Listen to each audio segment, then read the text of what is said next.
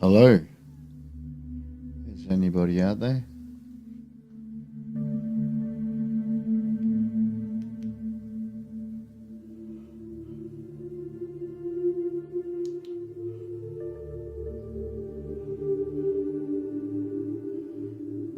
G'day, CB, how are you, mate?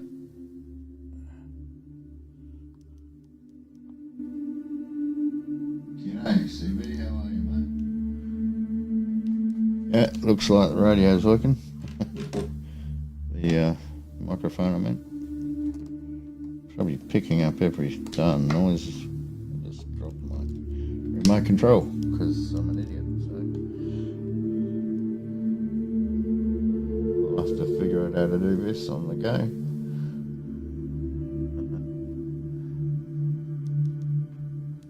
Yeah, you're just looking at Sky Glass. It's pretty cool. It's just ADS-B, but mostly military aircraft.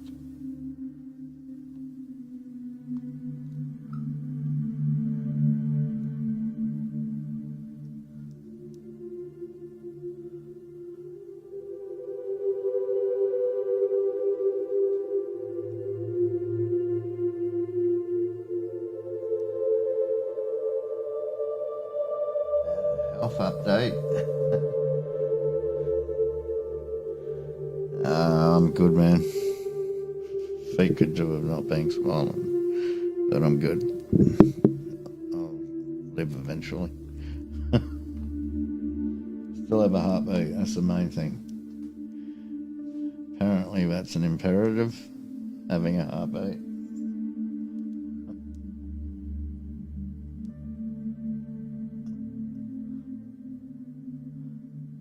What we can do is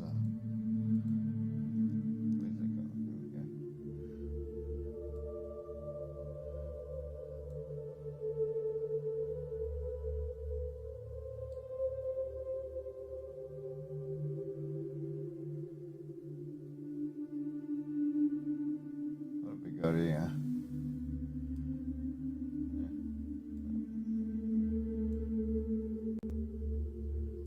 Let's move across a little bit.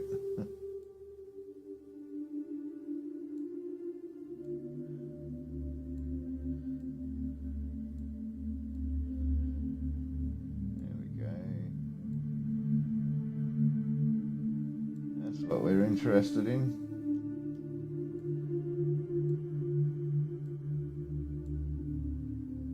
This little plot of land here.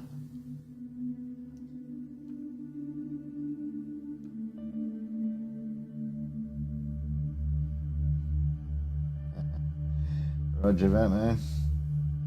I'll have a look at that usually a little bit later on. Start my day off with checking out uh, mostly news reports. I check out the... Is that music so loud? I'll tell you what, I'm having trouble trying to cool it down. Dang. I'm kind of bored of hearing it. Certainly is loud, isn't it? Oh, there you go. I'm going to shut it up for a bit because I can't seem to pull it down any further than that for some strange reason. But voice seems to be coming through okay, I think. Yeah, well, that's where I'm sort of keeping my eye on at the moment. Eastern Europe, a little bit of Africa in between. And Iran, a little bit of somewhere between Iran, Afghanistan, that area. And of course Taiwan, Southeast Asia, and any massive movements across the US. That sort of seems to be what I kind of have a look at for a bit. And then after that, it's time to check the boats and see what all ships are doing, or rather not doing, which is more of a point. And then it's on to a good 12 hours or 14 hours of news intake every day. Yeah, it wasn't too loud for you, the music? If the music was okay, I can turn it back on. I'll just put something else on. I've got something else to play. I must have fiddled with some of my settings. Maybe if I bring that down a little bit, that might help it out. There you go. It's probably a bit better. I don't mind the music being on. It's good music. Yeah, you can download this. It's in beta. I paid for the thing. But so when it comes out as an end product and they've fixed out the kinks, I'll be able to, I'll have it. But it gives a bit of a better perspective, I guess, to some extent. It's not so much that it's more accurate. I don't think it is, but it does show stuff that you won't get on normal ADSB exchange, and vice versa, frankly.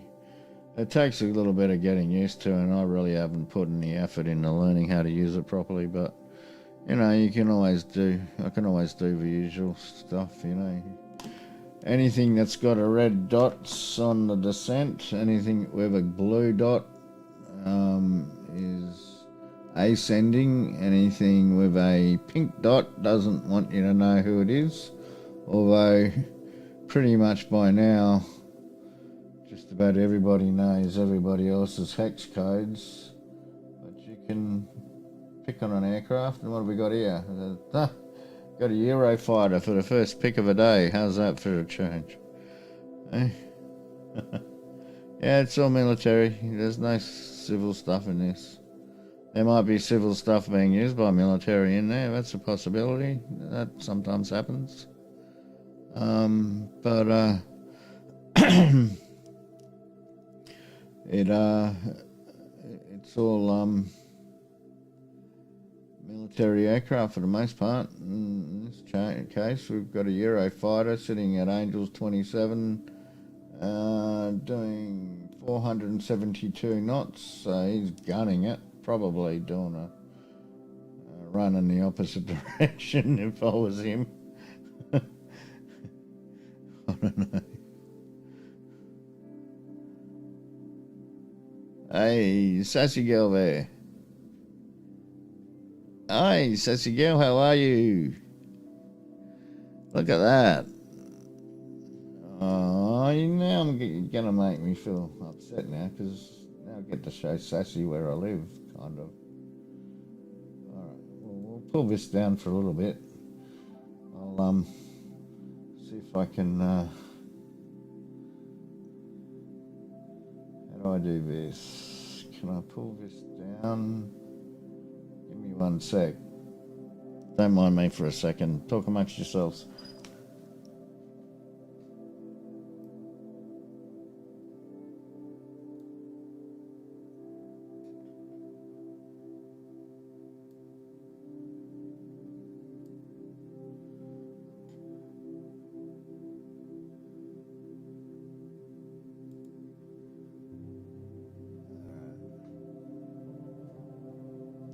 For someone who hasn't seen this one yet,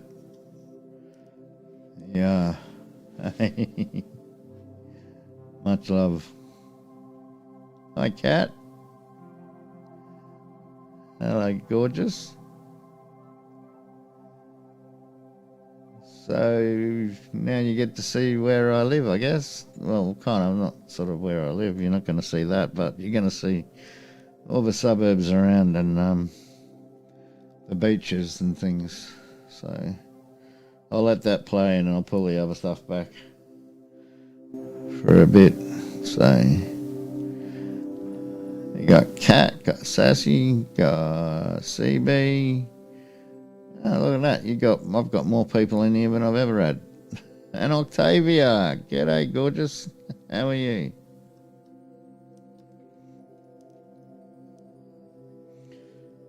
Yeah, you might want to go surfing in that beach. You want to be good at it if you do. None of the beaches around here are kind of conducive to, hey, I've only been to the beach once or twice. They've got currents that'll take you halfway to Tasmania in about 5 minutes. But the first time I took a surfboard out there, I nearly had a heart attack. I was actually scared for a change. Not much scares me. I thought I was going to die. But fortunately for me, a flotation device is a flotation device. If it takes me to Tassie, it takes me to Tassie. But the sharks, the Mako sharks, on about another couple 100 feet out. That'd be what you want to worry about. But yeah, no. So this is just some stuff. I don't know. It's a bit of a river, an inlet. There's a few of those around here. There's lots of inlets around here.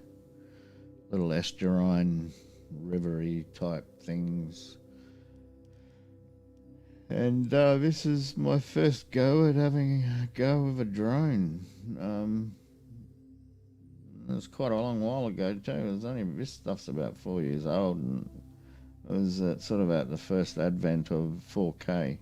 And it's not a DJI drone either, so that's a bonus. Makes it harder for the police to take out of the sky, just by a little bit. But it's a pretty view. There's some pretty views there, and the music kind of soothing and fits and sort of helps me relax a little bit more anyway. And I got sick and tired of YouTube giving me copyright claims on stuff that I was making myself. And so the okay, so the Korg's not working. Oh dear. I don't know what's plugged in or what. Okay. Yeah, anyway,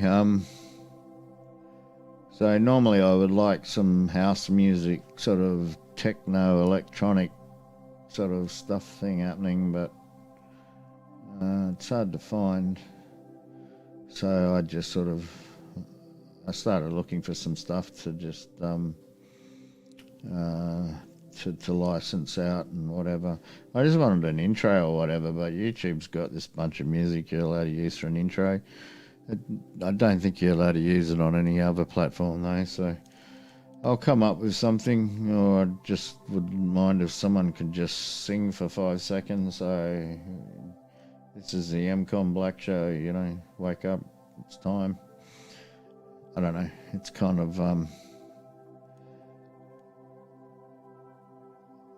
I think this is my effort of trying to get people to come out of the matrix, I guess. So we all live in a matrix of our own making, and this is my effort for people to broaden their little horizons and open their minds, get along with one another, stop being negative all the time. I'm allowed to be negative. That's my blood group. So I've got tags that say be negative on my uniforms and shirts and stuff. So, you get that.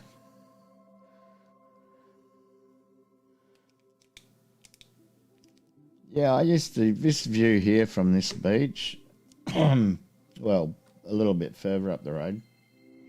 I had a house up on top of the mountain when I first moved up here, and the reason why I did was to get away from Sydney because the people there were driving me nuts, especially those driving vehicles, vehicles, cars, trucks, buses, whatever. Bottom line was is that I needed to get away from them, and this was as far as I was allowed to go before my skipper would say no. So, excuse me.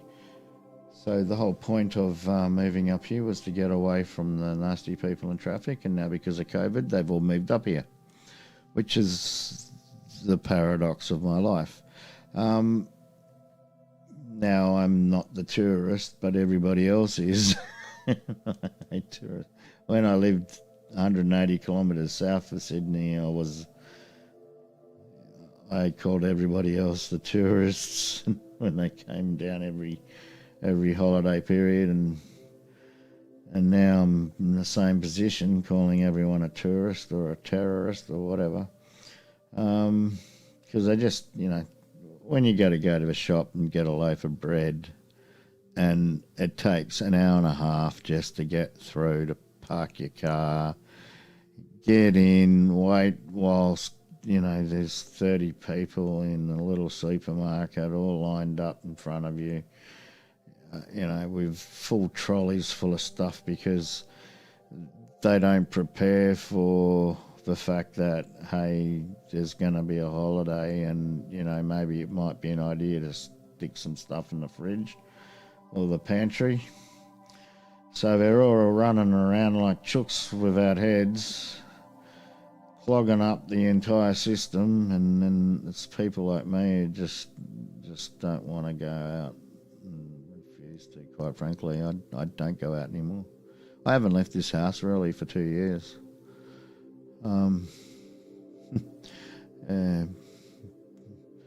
La paraíso paradoxica. I don't know, is that good enough for Spanish for it? I don't know. I love watching my Telemundos and Telenovas or whatever.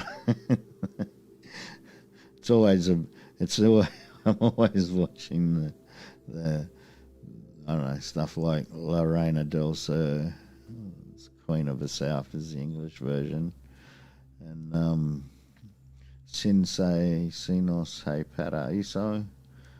I think it comes down to without breasts there's nothing or something. There's no life, no paradise without breasts or something. I don't know. My Spanish sucks. Which is a testament to the fact that I had to go through about 400 hours of watching telenovas to actually understand anything at all. Why do that? One of my favourites would be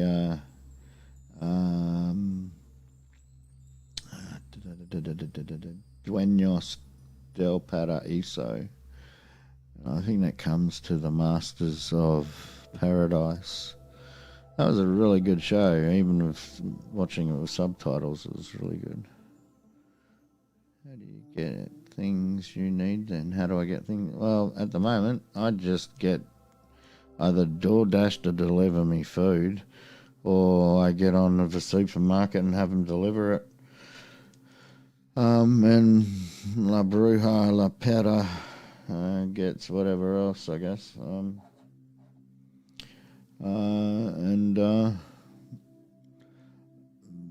that way I don't have to get up and go. So, and I even get a cab to go and pick up my meds. So, from the chemist. I just can't cope with people, and I will not cope with people asking me for identification to get in and out of places, and or my medical status. So wouldn't matter what it was, I still wouldn't cope with that very well. It'd be going down, go down like a lead fly. I don't need to tell of the horrors that my grandfather told me about. I don't need to have that in my country, unfortunately. It's leaking in like a sieve. So, and for as long as people just go along with it, they'll keep it on.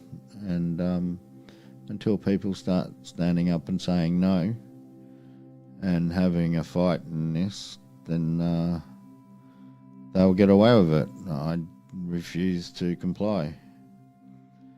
I stood up on a stage thingy, and I took a Bible in my hand. Well, I didn't take a Bible. I basically had a Bible there, and we all raised our hand, and we made an oath.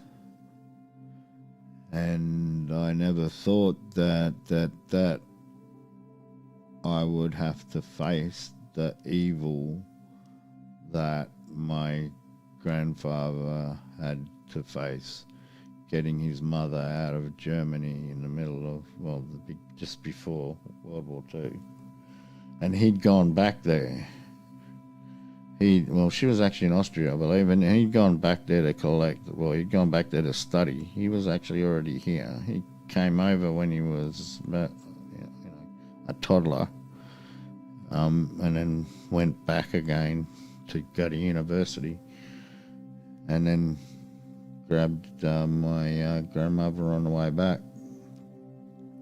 That's the story that I'm aware of anyway. So what's true or isn't, I don't know. It was a long time ago I was told these things. La Bruja. But did you just say La Bruja? Yeah, I did. Thou shalt not suffer a witch to live. I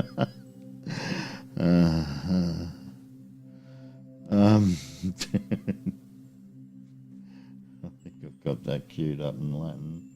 Oh dear. No, I did say that. But, what do you expect when I helped watch my daughter open her presents yesterday. I came into this room and then they were both gone for the whole day. And for the whole day I ate nothing. And that was my Christmas. So, you go figure. I live in this room pretty much anyway, so I think I'm entitled to call La Bruja, La Pera, La Bruja, whatever.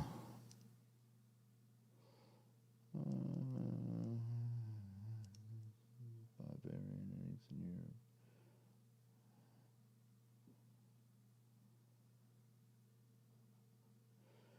Yes, I are. I'm watching intently. There's a lot happening. It's going to get worse before it gets better. Not just the border wars.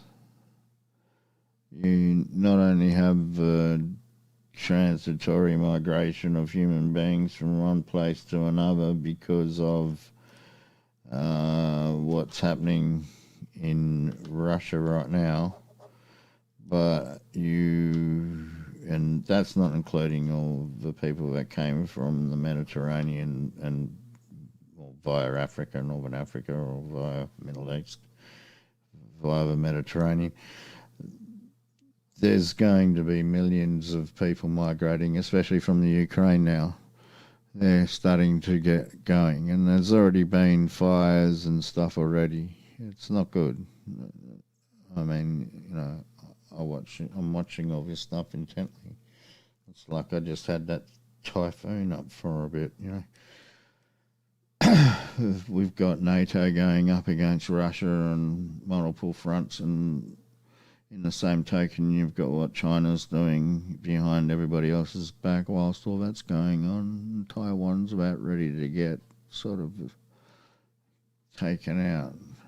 I can't remember the dates of the low tides, but there's only 2 times per year in which China can invade Taiwan. And look, they're going to probably take the next one. I don't care. They saw what happened in Afghanistan. So they have all the power there.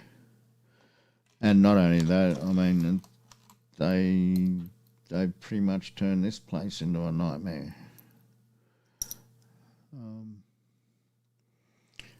But that's not, and we are in a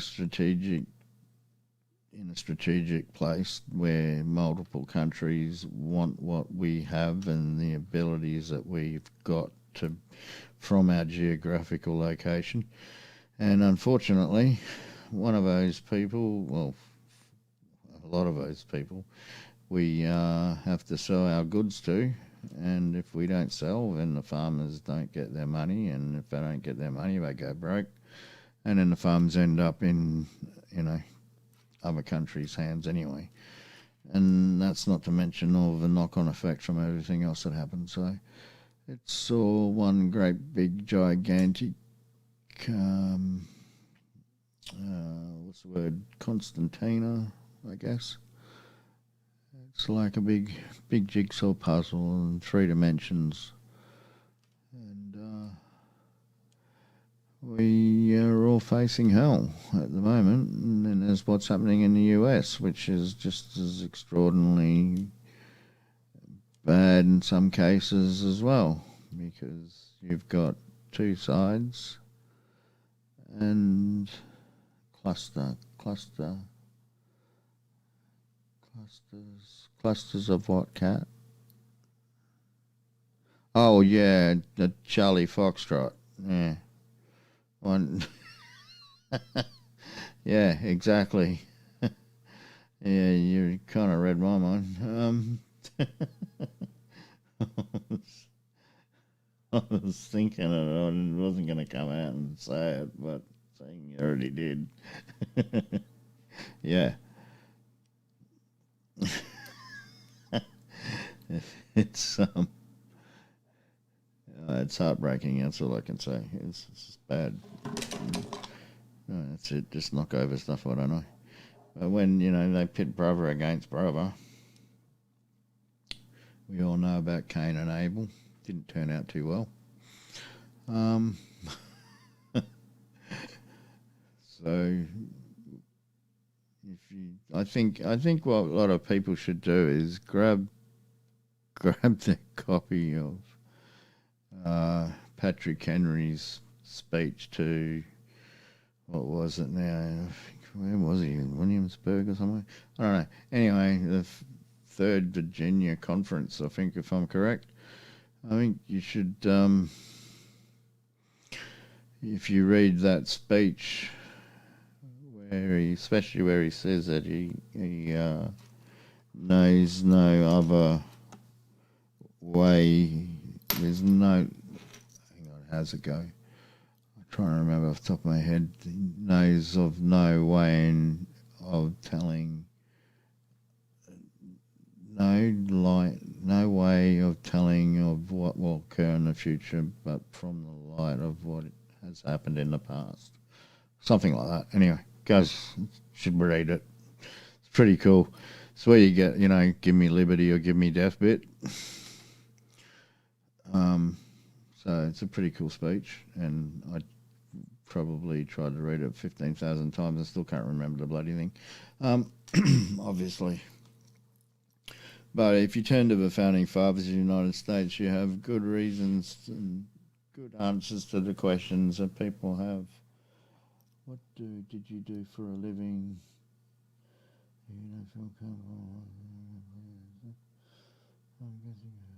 A professor? Me no professori. Me no doctora. Doctor? That'd be female. No, was not a professor. I was going to uni last. I was going to uni before my last spinal fusion, which turned me half blind. But no, I was doing a double law and originally science degree, and I turned it into a double law honours communication, major in journalism, minor in digital media. That was the plan, I guess, to some extent. And so doing law school and communication school at the same time, I realised that the kids that are coming out of the schools in the cities are seriously screwed up children of the corn. I've actually, I'm a sailor. I came off a warship. And I walked into that university. What I saw scared the living hell out of me. It was like walking into the Hitler Youth. And they were really not liberty-minded folk, let's just put it that way. For all of 2015, everything was about our Prime Minister at the time, who I believe would have been the best one in history. And in 2016, it was all about how bad Trump was, and I got sick and tired of the fact that I had to listen to a lecture on how bad Trump was 20 minutes every day of every class, of every lecture, of every anything that we were doing, tutorial, you name it. They just managed to spend time and waste time carrying on about useless things that they knew nothing about. And then I, by that time, my back had caved in that much that it was taking me from what was a 2-hour drive to uni to about a 5-hour drive there and back, starting to get to 6 hours, and then I had to get a spinal fusion, and that was my second spinal fusion. I'd already had one. So I kind of had that organised. So I had to get out of uni. I had to wait for the authorisation to get a neurosurgeon to get a time and a place to get operated on. And by the time that came around, it would have been a good 4 or 5 weeks beforehand, and I'd had enough. My daughter was going for her first day of kindergarten, so I waited around so I got to see her go to school for the very first day. And then I got driven to the hospital, and from the hospital they put me in an ambulance and took me up north about an hour and a half, put me into a hospital where my pain surgeon works out of, where I was completely drugged up for the next 4 to 5 weeks or whatever. 3, 4, 5, I can't remember. That was that stoned there the whole time. It wasn't funny.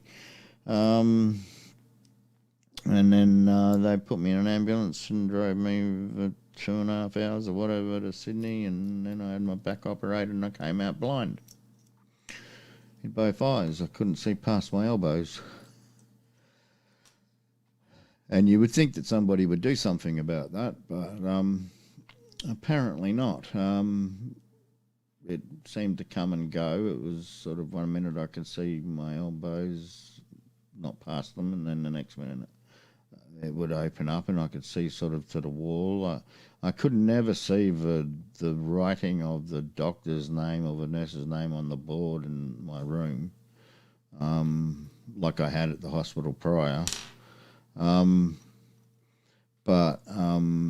then it just ebbed back into being blind and go away. And, they got a doctor who came around once and just raced in, checked my eyes and nicked off again. They gave me a CAT scan or an MRI, one or the other, I can't remember now. But obviously there was nothing wrong with that. And apparently I do have a brain, so I can't call myself Scarecrow anytime soon. But anyway, they almost maybe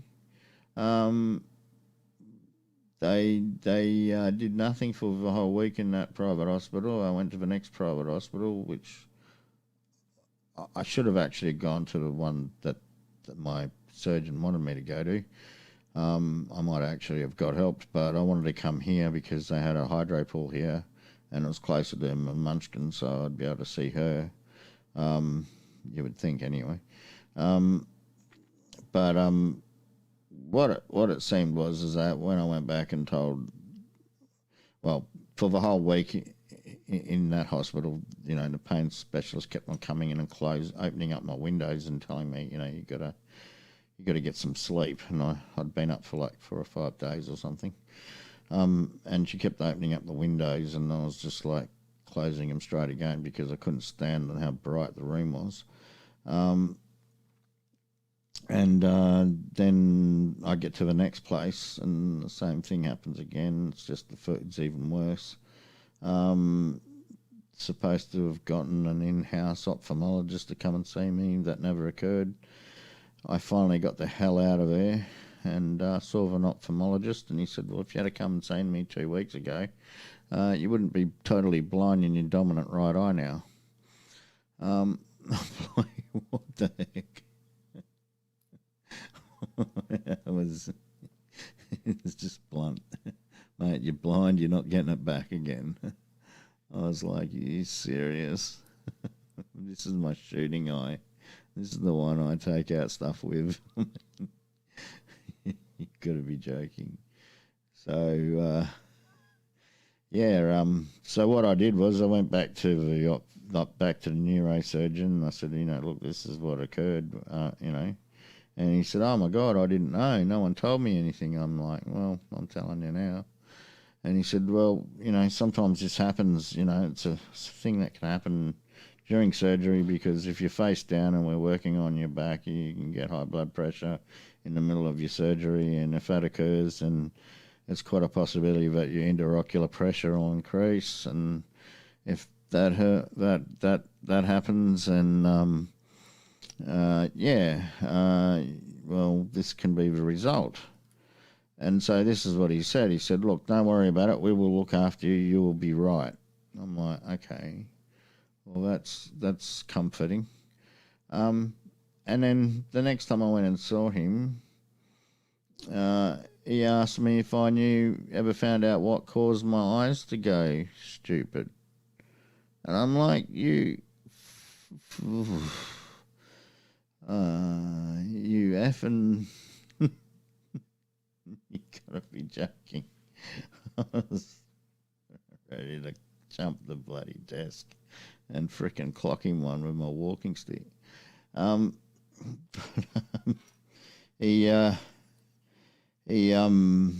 was his attitude. But the thing is that my eye pressures were 68.5, and the intraocular eye pressure is not supposed to be above 15. So for 2 weeks, my intraocular eye pressure was 65.8. Sorry, 68.5. My mistake, I had that wrong. Yeah, 68.5 in both eyes. Supposed to be 15, 12 to 15. Now, I don't know whether or not that's on a linear scale. It's logarithmic, it's exponential, non-linear, some other sort, or whatever. I don't know. My care factor is very zero.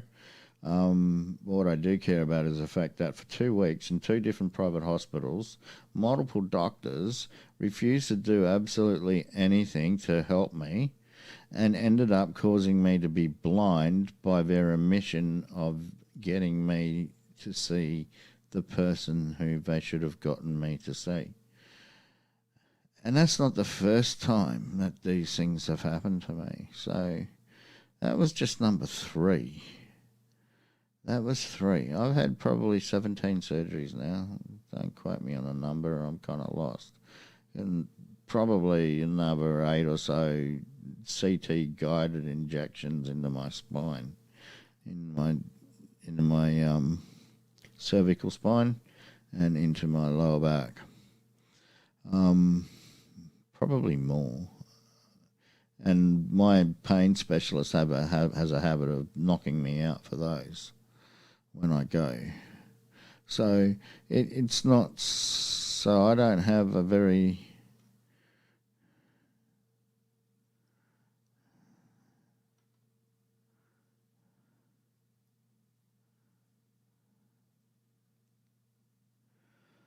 yeah, you want to keep an eye on that. I actually have glaucoma, which I didn't know about because the people who checked my eye pressures beforehand just said that, yeah, they're a little bit high, but they're within normal, you know. Well, maybe it would have been a good idea if they'd said maybe you should go see an ophthalmologist, because I might have. And then I had a stint for a little while where whenever I coughed, I would get a little bit of a blackout for a little while. But I did get told to go see the ophthalmologist for that, and then by the time I got ready to go and make that appointment, it went away. So, excuse me.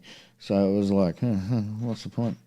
But that happened before that. So, yeah, it's probably one good reason to have your eye pressures checked every time you get your eyes done. You should always get them checked. It doesn't hurt. But these things happen. I mean, shit happens. I'm still alive. I still have a heartbeat. I'm still capable of talking. I have a brain sometimes. Sometimes it works.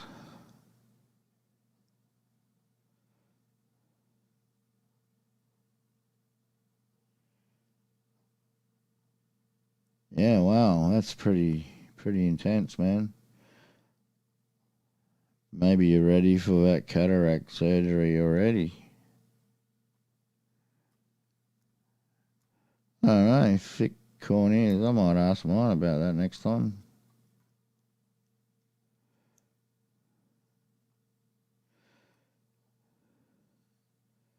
Oh yeah, you're gonna love those tests, man. You're welcome, Kat. You're gonna love that test, mate. That's gonna be the one thing you're gonna really enjoy. Is the little test where they shove your head into a not into a vice, but they make you look in the little chamber, and they keep flashing lights, and you've got a little thing you've got to press every time you see the lights come on and off. I've got to do that every year because otherwise they'll take my driver's license off me.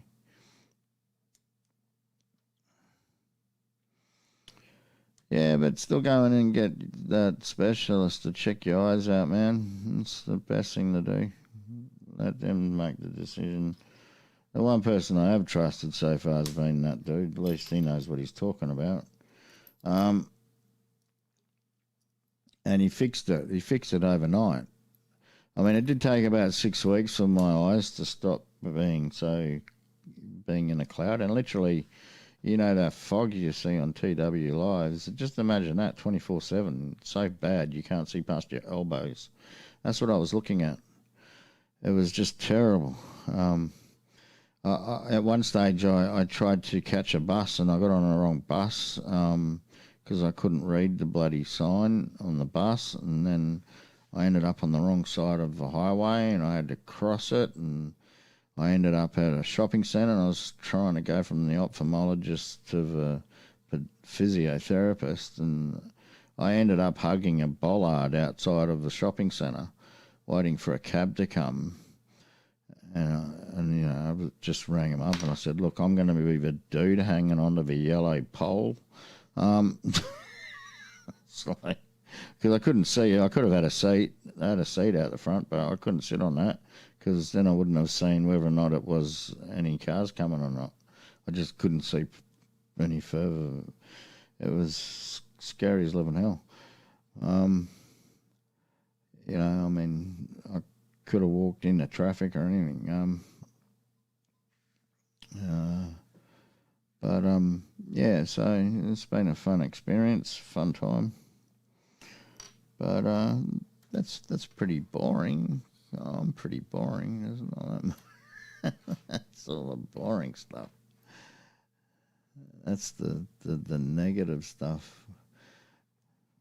Oh yeah, be negative. A little bloody thing sitting in front of me says be negative.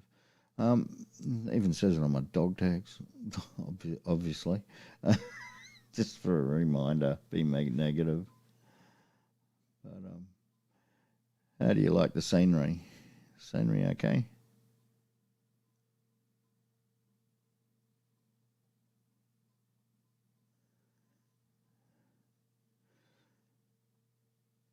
Yeah, I need more light.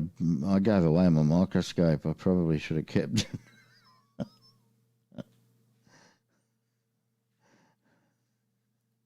Oh, positive.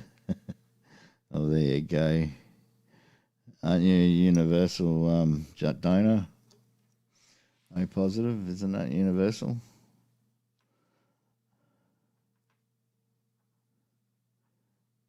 Sassy can come and give me a transfusion.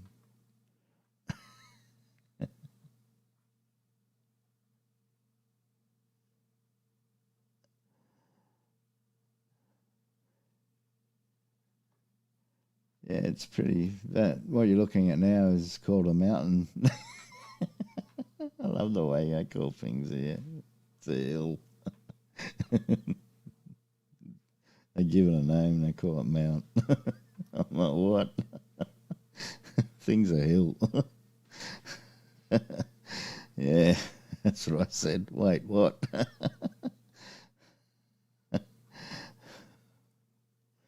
A and B plus platelets only.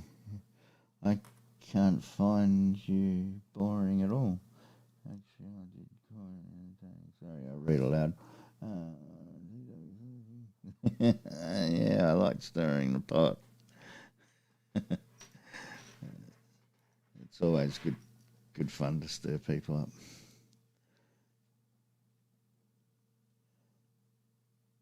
No, no GoPro. This is the camera on my drone. It's a 4K camera. It's kind of like a round circle thing. Round circle. It's like a spherical type camera. Just happens to be able to be moved backwards and forward and up and down and around and whatever. I just haven't taken the thing out. It's got a battery life for about 24 minutes or whatever, and by that time my hand's I'm about ready to take it to the closest hardware store and ask them to put it through a bandsaw. So, yeah, no, it takes some very good footage. In fact, I think it does a better job than the camera on the first DJIs that came out.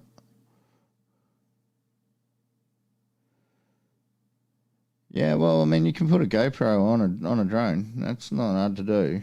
I know lots of people who do. They'll even racing drones will put GoPros and I don't know what do I call them. Not so much the hero cameras, but the little GoPro square boxy things they'll put on there. Some people put the larger hero on. There's other small cameras that you can put on as well that are 4K that do a fairly reasonable job too. This one I think does a really good job. I like taking the ocean shots, the footage of the water and that. Obviously, I'm a sailor. I kind of like want to be out there. way out there where there's no land, nobody driving, safer.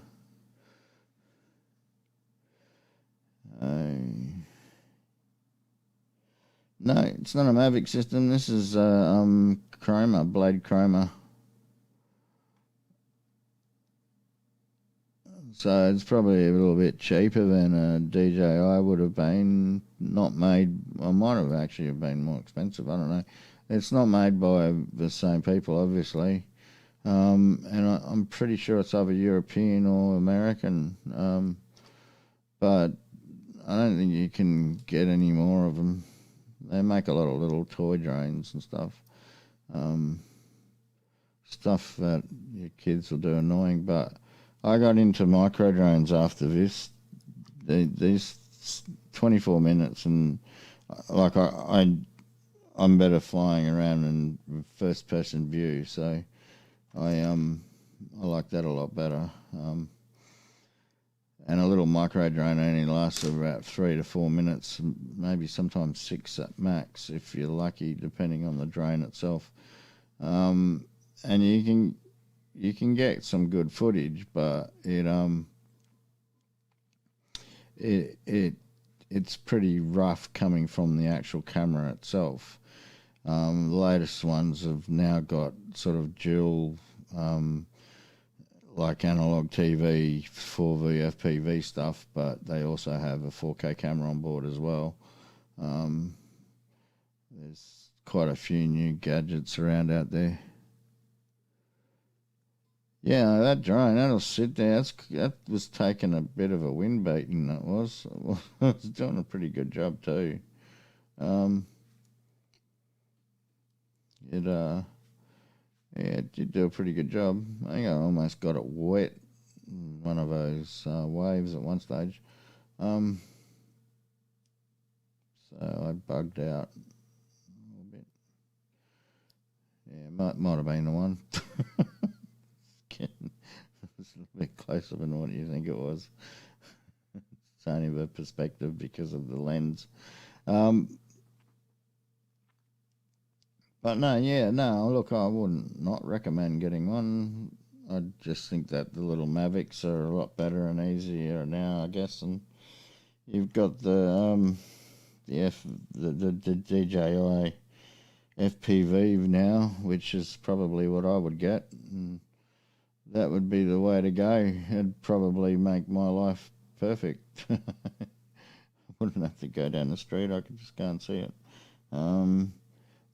And the batteries on those last probably about the same as the normal DJI drones anyway, so you're probably still looking at over 20 minutes. Yeah, so they're good, but I don't like, one thing I don't like about them, about drones that big, is the fact that they do have big blades, and you only need the thing to drop out of the sky, or hit a kid or something, and you're going to be in some major doo-doos. And that's not what you want to do. And then you have the problem of also if you start flying it over water, I wouldn't expect it coming back. May well do. But, you can say pretty much goodbye to $2,000 odd if you try flying these things over water. I don't think that was $2,000, but it was probably about $1,500 or something. Yeah, it hits your pocket hard.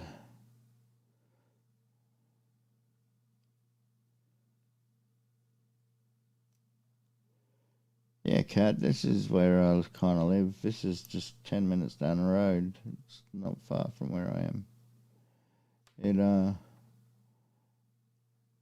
That's the place when I do a weather check. I check that place. It's called Terrigal.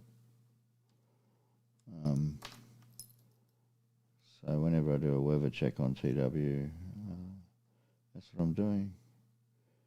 I'm checking the weather there, because the weather there is going to be pretty similar to the weather where I am, plus or minus a degree and a few few kilometres of wind. That hill there, I've got some footage. I have to find and queue up at some stage. For Anzac Day, they had florists build some pretty nifty garden work, not just here, but in another place down south of here. And they literally made an Australian flag out of flowers. What is that hill? That's called the Hill of Pain. There's a private, what do you call them, those people? The people that help you to give fitness or whatever. There's a fitness instructor that's about everywhere salivating over that hill. It's people running up that thing, having heart attacks every day. Or trying to give themselves one. I don't know. I'm not quite sure what the hill's called. That little hill, I just call the Hill of Pain. It's like, I haven't walked up there, and I flew a drone over it, so no need. No golf course. There's a footy ground next to it. If you ever look at the park there, which you're about to see in a second, you might have seen. There was a footy ground that flew over. That was all that say. The golf course, there is one, but it's back a little bit, across the road and down the street. About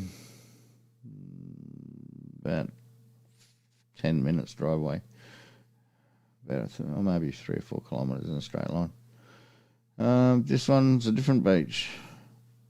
And this is sunrise. So you were just seeing sunset. Now you're about to see sunrise. Believe it or not.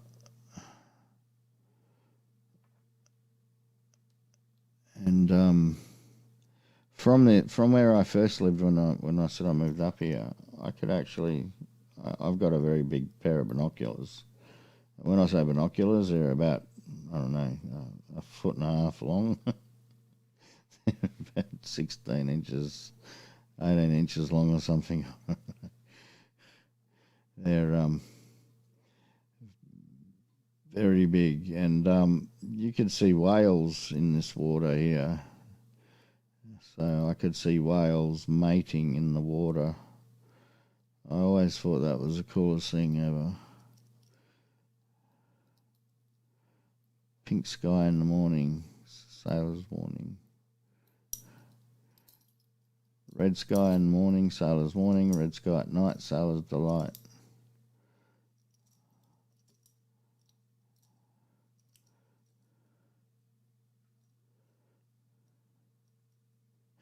There he goes.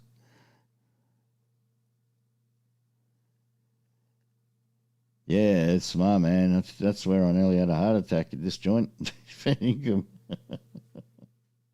Right where he jumped in, too. Right where he jumped in, I was like 200 metres down the beach in about 30 seconds. I'm not joking. That undercurrent is a killer. You can literally feel it trying to pull you underneath, like at knee height. It's trying to. And you go like one step and you drop about 10 feet. It's not a beach for taking kids to, not unless you expect them to be, sending divers out to find them. It's not a good place. A little bit further up at the reef might be a bit safer, safe for the sharks possibly. But it is a pretty place too. But it's pretty, but it's rough too. It's not like,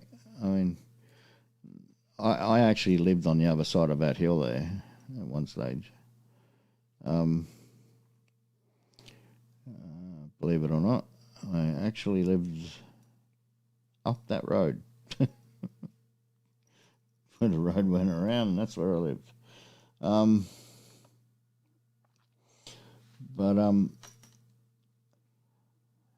Yeah, because I've moved, 3 times around here. 1, 2, 3. Yeah.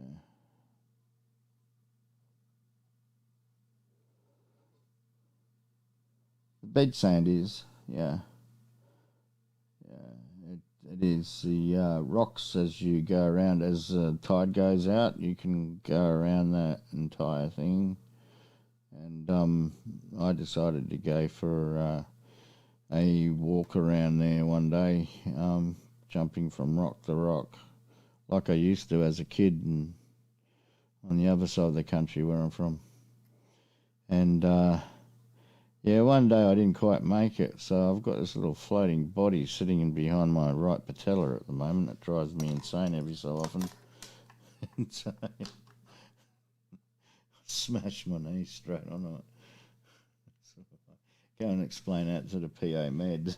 It's like, what the hell are you doing? I was exercising. Yeah, definitely I was doing some exercising, PA. Yeah. Anything else you sure you weren't doing?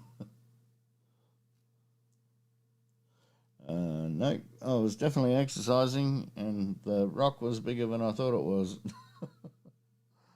So, sorry, I'm just chucking in eye drops while I'm talking to you. 'Cause I completely forgot to earlier. That should smash the microphone and give you all a dose of being deaf.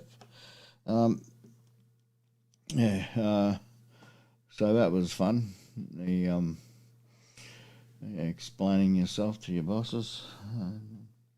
PO medics are usually they don't have much of a sense of humour. Some of the old ones do. I used to walk in and oh, I can't go there.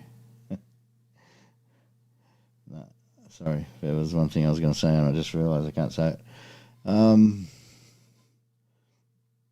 but I used to yell out something and the kids didn't know what the heck I was talking about. It'd be the crusty old chiefs that would be like, "Don't you watch TV at all?" It's like the Mr. Ed thing. How many kids that are 18 know Mr. Ed? Not many. Did I surf? Yeah, that's how I almost had a heart attack at this beach, putting a surfboard in the water. And then I realised I should have had a slightly longer surfboard, might have been helpful. I've never been very good at it, but I can stand up.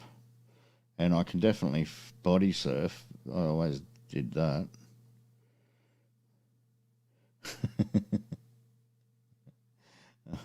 I always body surfed. I love body surfing. But it's it's a little bit hard in that spot. There's probably some better beaches around that you can do some body surfing in. It's just the current, man. It is so sucky. It, I don't know. I'm from Western Australia. I don't take this eastern state stuff very well. They all think they're so hot.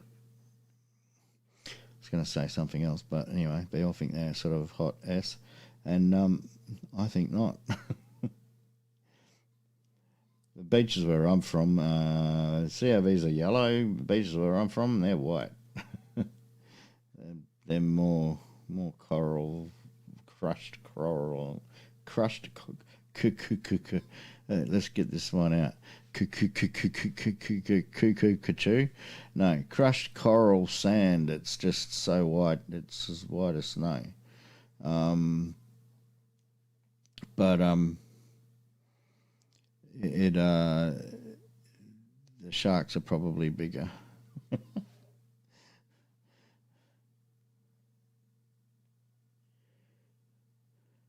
Yeah, well, that's sort of appropriate these days. Yeah, from North Korea.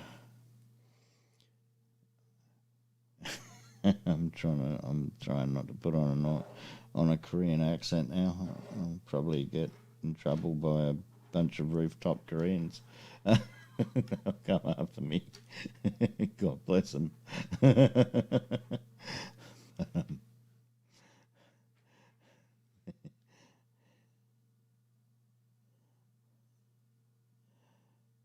Yeah, you could probably, I mean, you got to get past all that white slosh to get to anything where you might want to surf, and then you probably got to go a good 500 feet out.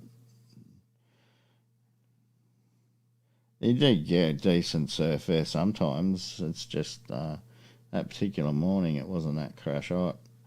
And I don't know about this side of the country, but like we sort of stopped surfing after about 10 o'clock in the morning because after that it just goes to hell. Um, so, and the weather changes, the wind changes. Um, I'm not sure about when you go surfing here, really, when you should or shouldn't. There is a couple of little beaches where you can go and get away with it and not kill anybody, so that's a bonus. Excuse me while I vape. Yeah, so what's the next question? What are we up to? All right. Cat white sand is the best, but if it comes with sharks, I'll take the brown sand. Don't be surprised. The Makos will get you here before the white pointers do on the other side. Can't win. This is Australia. There's a shark behind every rock. A shark, a scorpion, a snake, a spider. They're everywhere.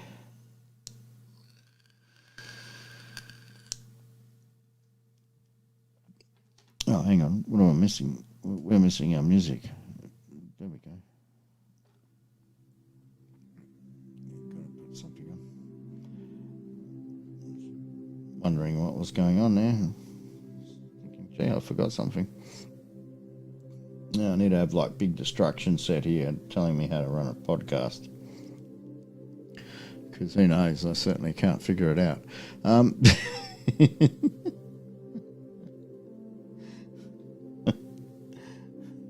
Podcast. I don't know. This is just talking crap for a couple of hours. It's, with friends. Maybe that's what I should change the name to. Talking crap for a couple of hours with friends. Sounds like got a big, pretty cool ring to it, actually. There's actually, where I took this video here, I've actually got my other camera going as well. So you're not going to see it because I cut it off when I edited. But I've got my other camera being filmed by the camera on this drone, filming my other camera and me. And I gave the controller to some chick and his girlfriend because she was really interested in it, and I think he was interested in other things, so I gave her the controller and said, here you go, you check the video out on this while it's flying. And so I've got the camera I've got the actual footage somewhere of the drone filming them whilst I'm filming the drone from where they are. I thought that was pretty cool. Sort of one of those camera filming the screen things. So it was like a video inside a video. Like a little Russian doll. But it is actually a dude that is surfing in one of these. Probably can see him, maybe. Depends on the quality. I mean, I think I'm uploading 1080p, but don't quote me.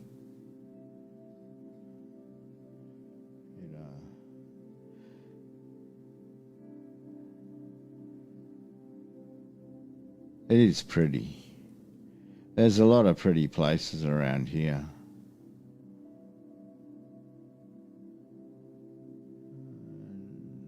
Almost. I'm down there to the left of that last pathway, somewhere opposite the shops.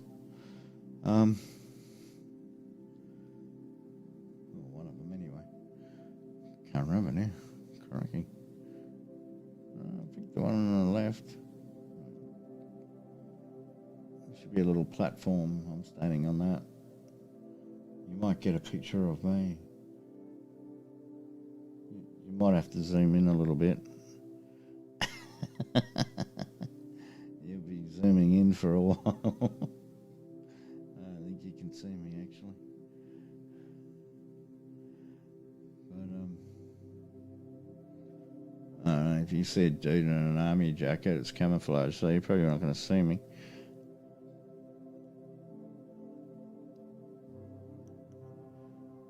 I'll never say never, but I certainly wouldn't advise it at the moment. You don't want to end up in a concentration camp. And having to pay for the luxury.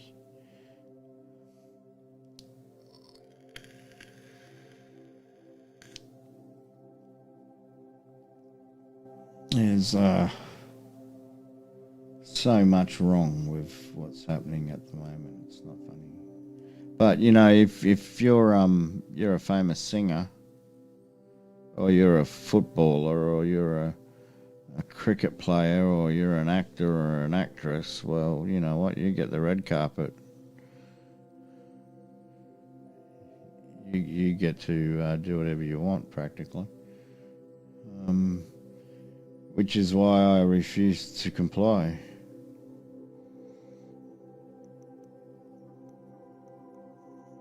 I don't know. Things changing here as of tomorrow morning.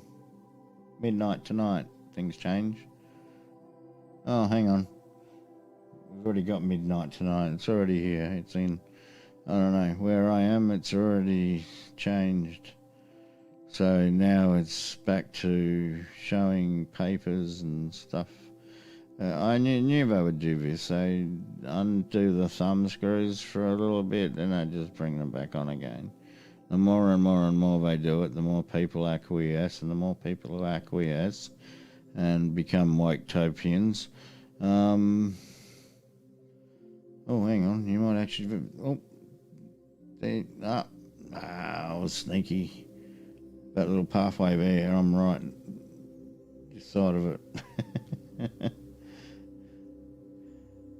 All those houses there, they're all probably worth, I don't know, $3 million each.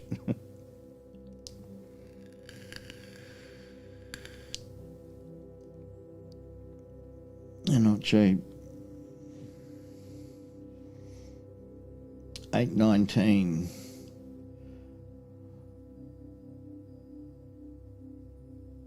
Nah, my house isn't there. You've got to drive about 20 minutes away to get to my house. 20 minutes up the road. Oh, actually, not that far, actually. Where's my house? Sure. It's about 8 kilometres away. Must be because, yeah, it is. It's within 5 nautical miles. So it's about 5 nautical miles, not normal miles. Mile is 1,608 metres. A nautical mile is about 1,800. So, yeah, about 5 nautical miles or just less. But it's much more less hilly. It's not to say that there aren't any around, it's just less than this. This is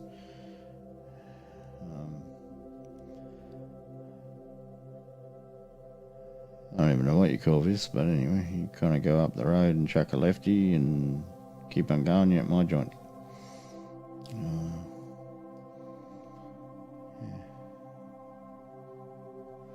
No, I'm not if I wanted to go, but it's really hard for me because I'm so photosensitive and I can't take my glasses off.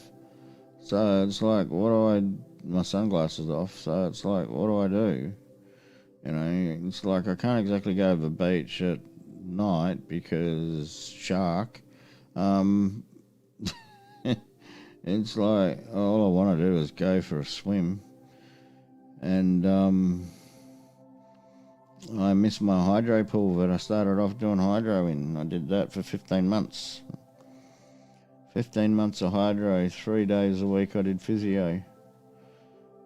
And I can't get into a place that has the right temperature and or, doesn't have stupid rules where you treated like a freaking 2-year-old. And I won't be treated like a 2-year-old, not for anybody.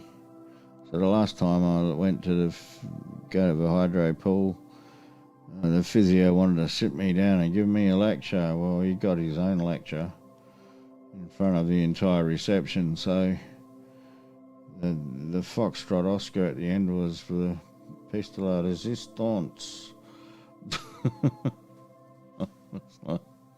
I'm not taking this crap from a freaking 25-year-old nick off. Go away. Come back when your balls have dropped, mate. You can not tell me I can't put my head under the bloody water. I mean, seriously. I'm over being frustrated. I'm so frustrated I can't remember what being frustrated is like.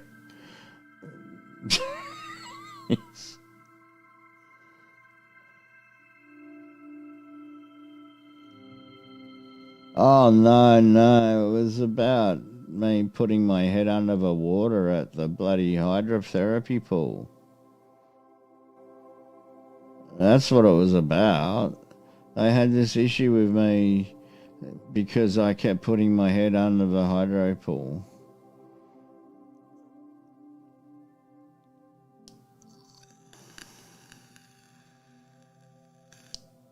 Hey, I'm not that elderly. Give me a break.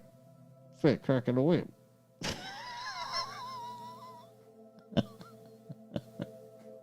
I might be old, but damn, I'm not that old.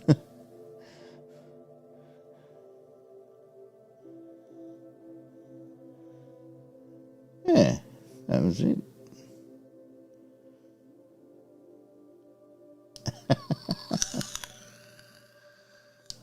No, I was just, I'm used to, you jump in, when we were in training, we had to swim the whole length of the bloody pool underwater. Well, the width of the darn thing anyway. Olympic swimming pool, we had to swim it underwater. Had a diving board at one end, had to dive off that in our uniforms all the time. And, it's like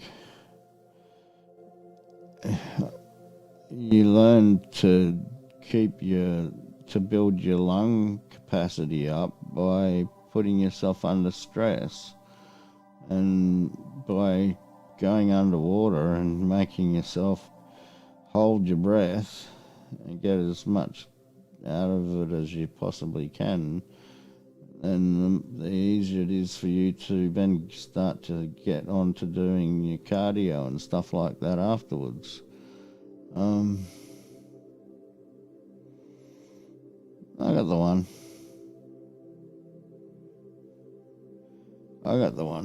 The one little munchkin.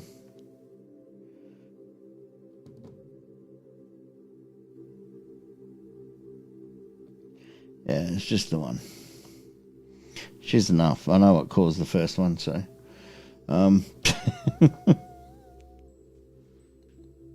Take precautions now. Although, for that to happen, you have to do things. I don't recall what that's like. That's not happened in 10 years, so who knows.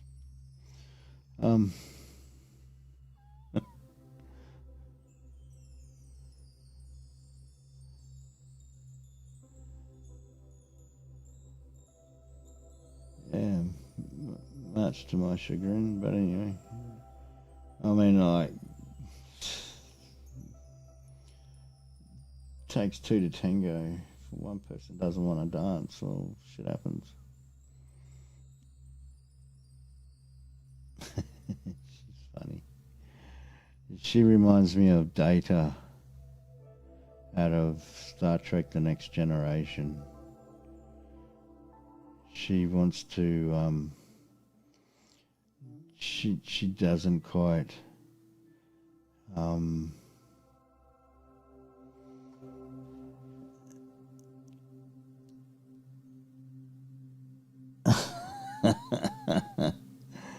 She doesn't quite understand the concept of humor.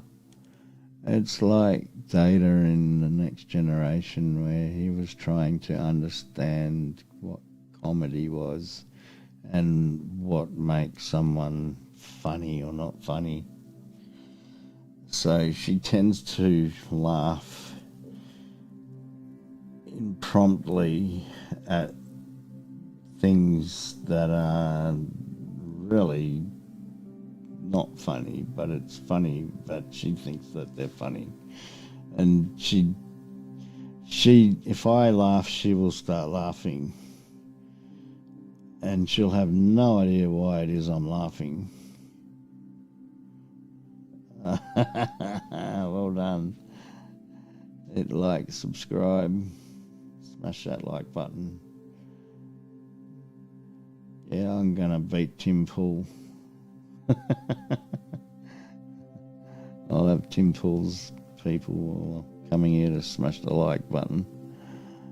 Like and subscribe, share, like and subscribe. So you can get this really. Well, that's the truth. That's the saying, isn't it? The only people to tell the truth are drunks and children. Drunks and children tell the truth. Hi, this is MCOM Black. How are we tonight? Welcome to the MCOM Black Show. I should cut this up and record it, actually.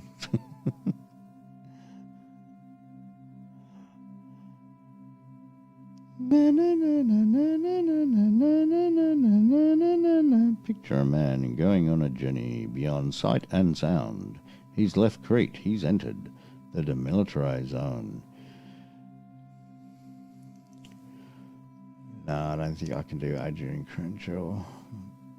Now. Can't do him as good as Robin Williams. And I'm not screaming out Good Morning Vietnam. I'll wake up the whole house.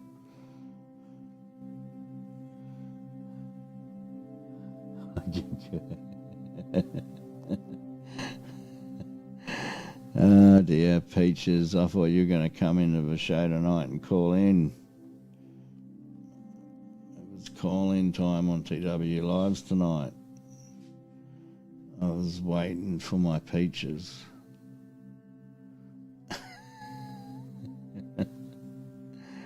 Where's Peaches? And kept on typing in. At SA. No, Sadie again. No, Sadie again. No, Sadie again. Where's Sassy? Where's Sassy go?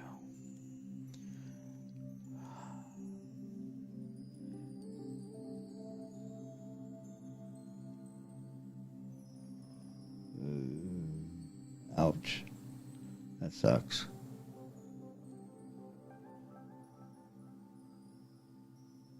Cosmin foam from Starbucks. Yuck. Cosmic foam.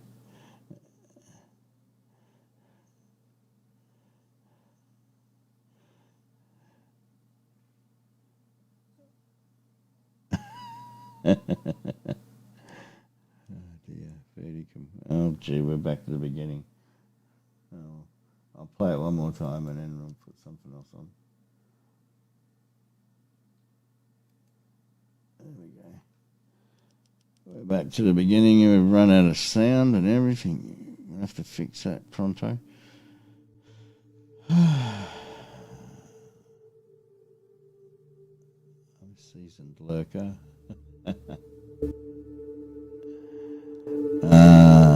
Take a deep breath.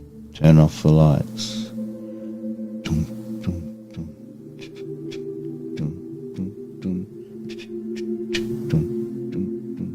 Sorry, I got that Enigma thing happening. That's what I really wanted to play. But unfortunately, I don't know how the heck you get a licensed Enigma so you can play it in your live streams. You've never had a helicopter ride? I've had a few. But um, climbing in, climbing out whilst in the air.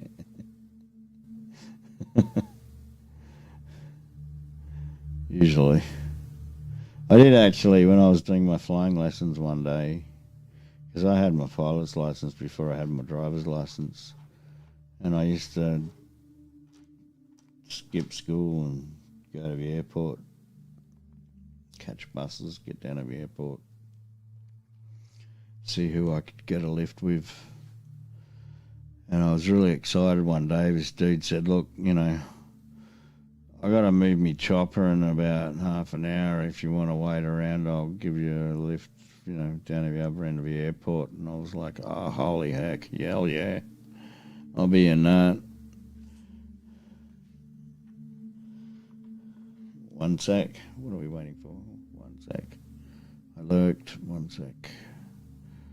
I'm a student professional. One sec. Okay. Anyway, yeah. So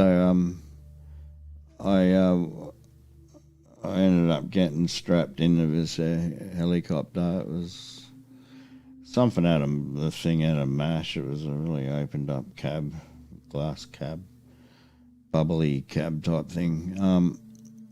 And we got the engine started up, and then the ATC turned around and said, oh, no, we don't want you to move it now. So I was like, what the heck? Anyway, I hitched a ride with someone else halfway around the country.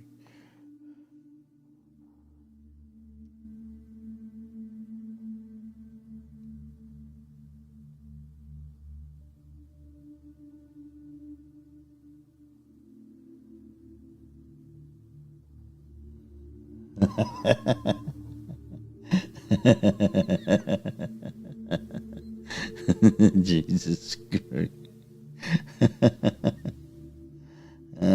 Good Lord. Thanks, mate. Thanks for coming in, Amberlyn. You've increased my viewing time.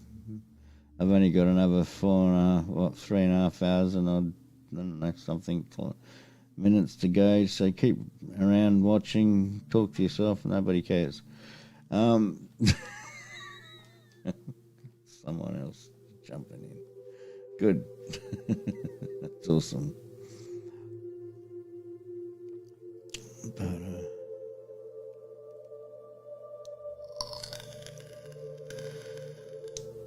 well, I'm not licensed to fly any anymore. I was licensed to fly a Cessna 152 solo. And then I ran out of kind of money, so it was a little bit hard to get sort of signed off for my unrestricted license, so I wasn't exactly flush with cash when I was 15. So the money was a grant, so instead of using it for school, I used it. Well, I did use it for school. I was doing aeronautics in school, but I used it to teach myself how to fly, and I got 30 odd hours, I guess.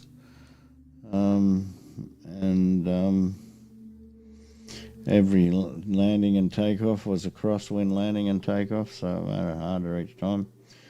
But it was good. It was good fun, and I was literally scared the living hell out of when I took up the plane and with the instructor, and I'd had a new instructor. I didn't know what was going on. Just thought the other one had something better to do, because I had a female instructor for most of it.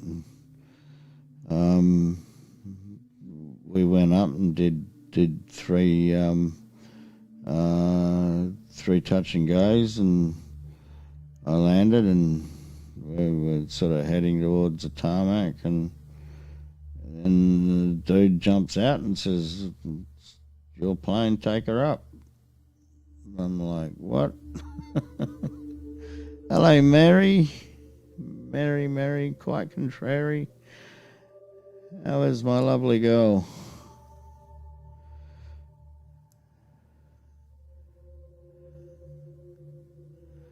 Thank you for showing up.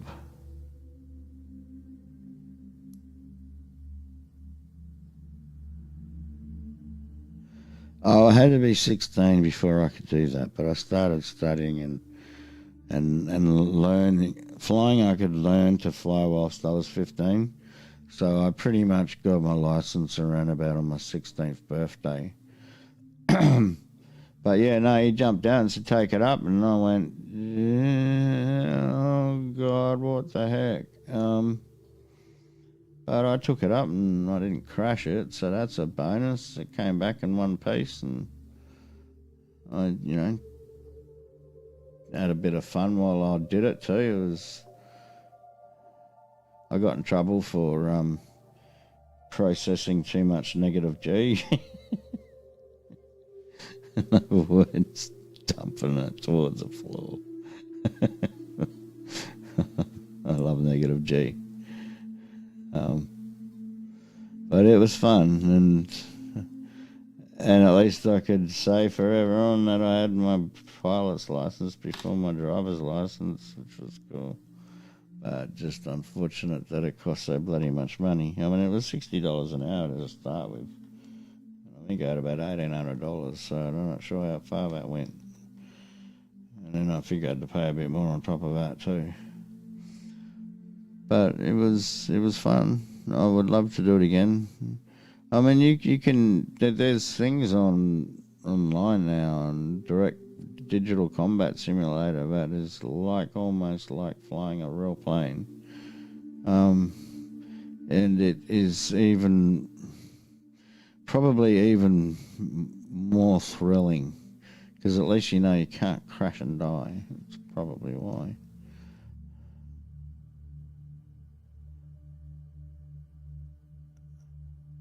Yeah, I rode bikes too, CB. When I was younger, you wouldn't get me to climb up a step ladder. You know what? I had a friend, and you know how he solved that problem? We threw him out of a plane when we were 18.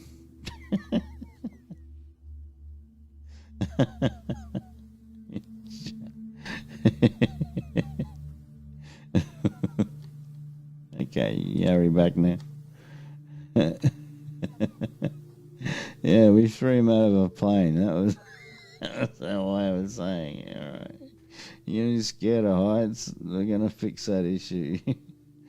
I don't think he was scared of heights anymore. But I'll tell you what, he had the shits. Pardon, excuse me. He wasn't happy with us for a while. It was funny.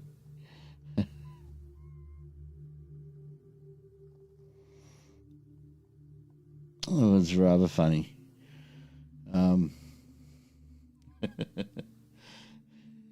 Yeah, he wasn't impressed with.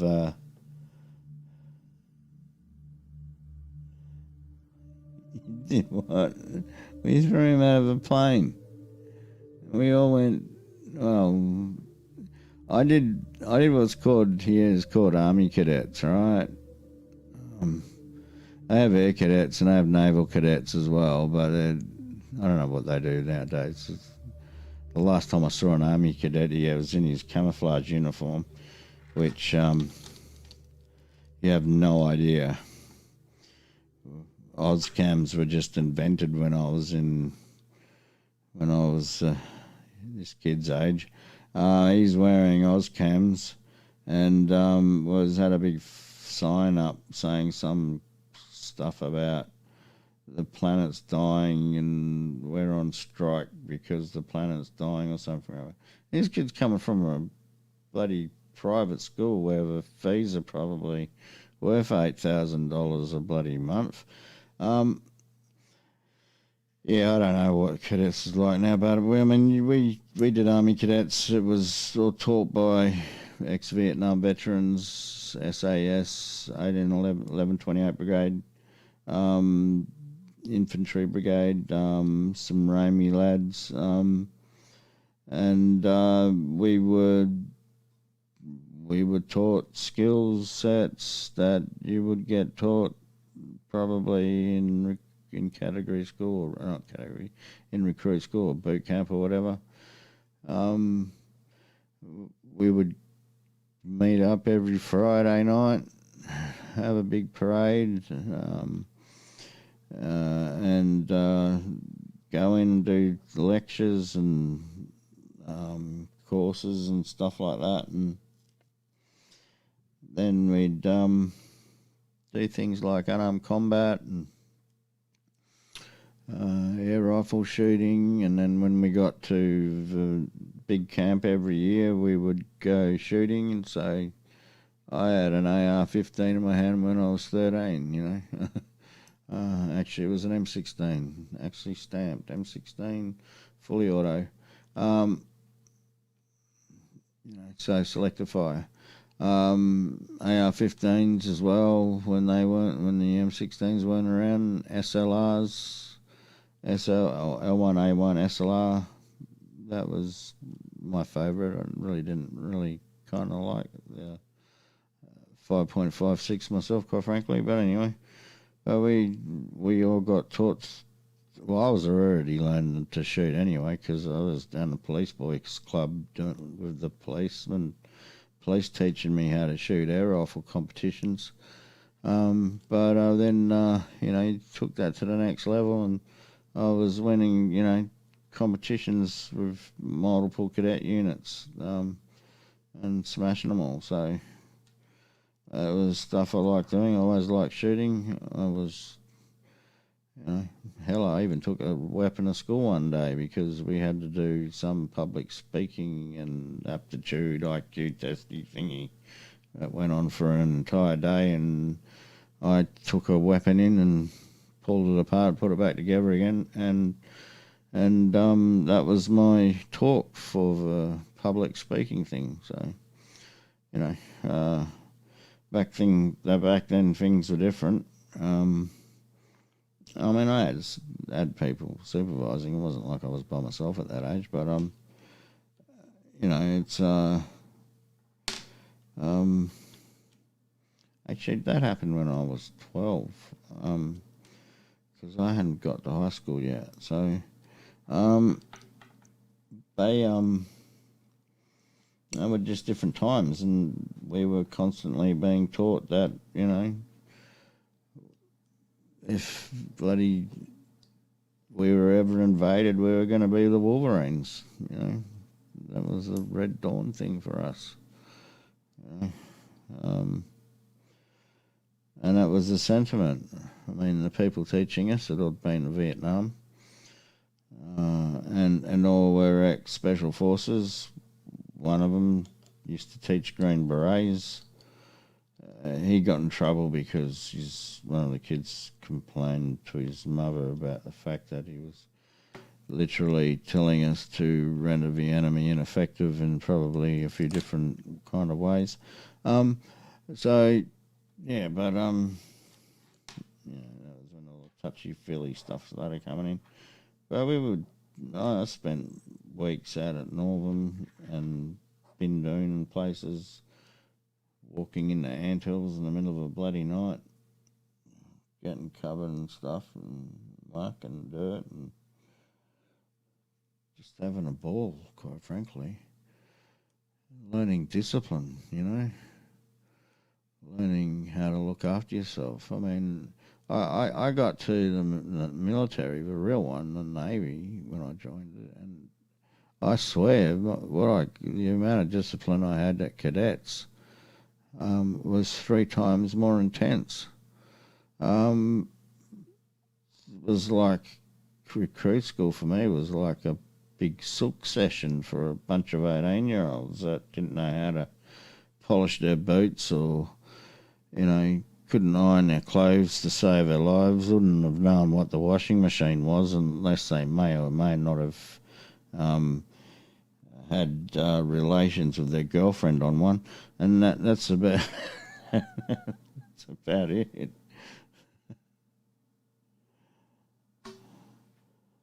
Yeah, well, that's it. I like things to be regimented. It's I go into this pattern of boredom and over. I don't know. I'm not depressed. I don't think I've ever been depressed. I've been highly, extremely angry, and probably could do with some anger issue classes. But I don't think. I think what's sucky. I think is the not being able to do the things that I used to be able to do. That to me would take me 5 minutes to do. That cost me, like last week or the week before, $3,000 to do. Literally, I paid, well, with all the technical equipment I've got here, I paid probably an absolute fortune. And then I ended up having to pay about $2,500 to have some dudes come in and put cat cables through my home. Like, seriously, nothing is more denigrating than something that you had to do for the first week when you got out of category school.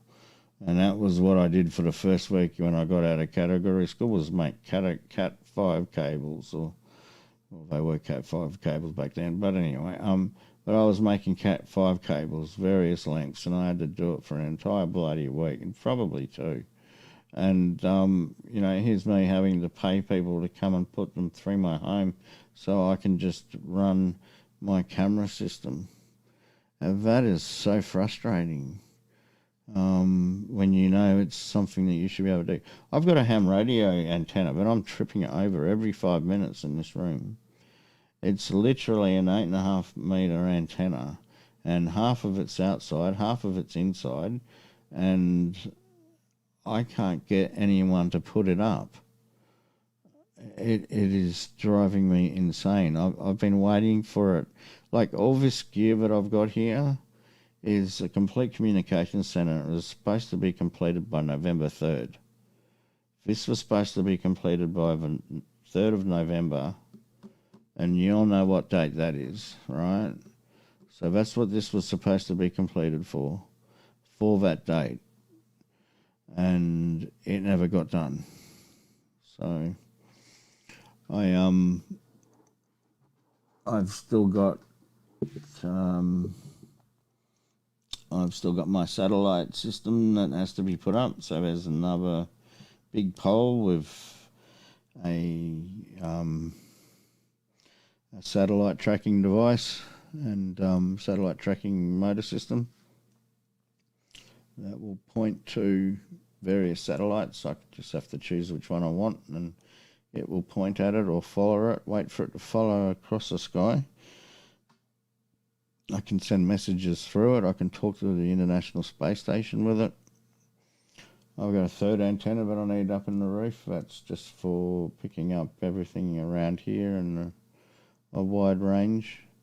I've got another antenna that's here for AIS so that I can pick up all the ships going past.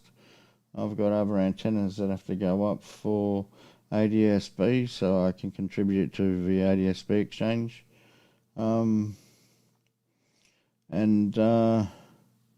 Yeah, I've got all these antennas to go up, and I've got no one to put them up for me. And then, you try and get the electricians to come around. They're like, we've got a TV guy. And I'm like, mate, if I wanted the TV guy to F something up, I would order the TV guy.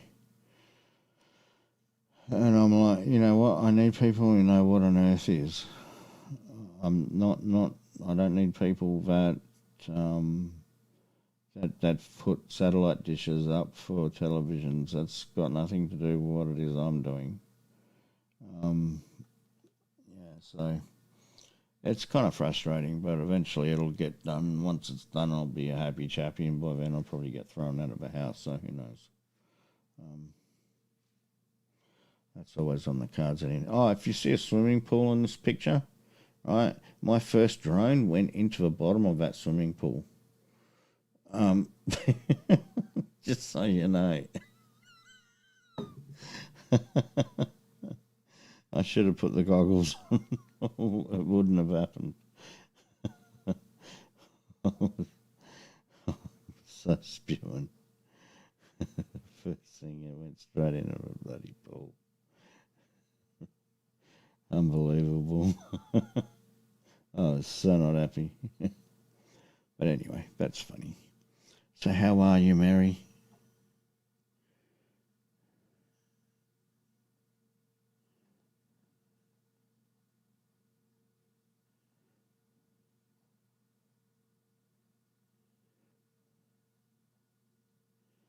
The U-boat commander.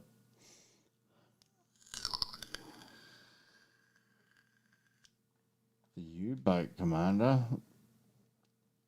Which one? Gus Boot? Are we talking about a movie here? Oh, there's a U-boat somewhere that I missed. Oh, yeah, me throwing the drone in. Yeah, I got it. Smarty pants. Yeah, good on you.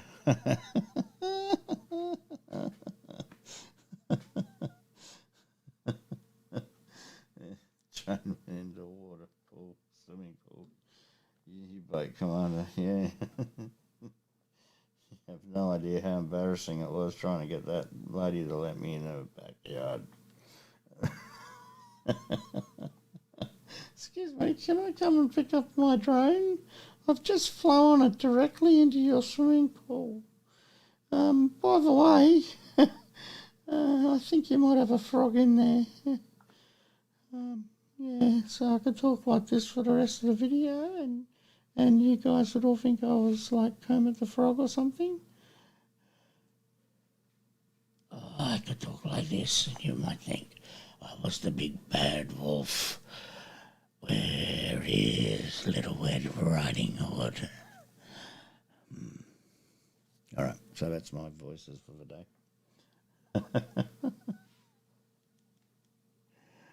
I like doing voices. There's I like doing readings of things. There's a really cool book that I bought for my daughter, and it's really good. It's just about a bunch of friends, and each one of them's a different animal, and it's called The Very Angry Bear. I'll have to find it one day and read it. I don't know how you go with copyright taking the photos of the pages or whatever, but it'd be interesting to read.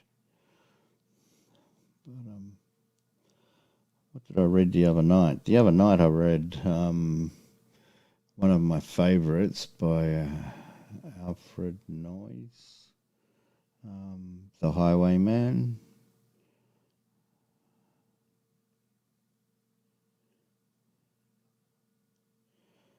Yeah, it would be. I'm going to need people to be reading them for me soon at this rate if I keep losing my eyesight the way I'm doing it. I literally can't see anything unless it's in dark mode. Just so, even though I've got these pretty pictures up for the most part, unless it's the darker ones, I'm not really looking too well about it very much because, it's my eyes are so sensitive. When I came out of the hospital and I'm like blind and I don't know what I'm doing or whatever, and I walk into my computer room and I'm like, what the heck? I couldn't read any browsers at all. Couldn't see anything at all. And then off to the side of my computer desk, I had this little Raspberry Pi. No, it was a little single board computer. It was running an app, if you like, just a text thing that was flying past. So it's on this little 15-inch crappy television, so it's not even a computer monitor. And it's connected up to that, and it's kicking away and making cryptocurrency. Well, not really a lot of it, but it's making it anyway. And I walk into the room, and none of the three monitors in front of me could I read a thing on.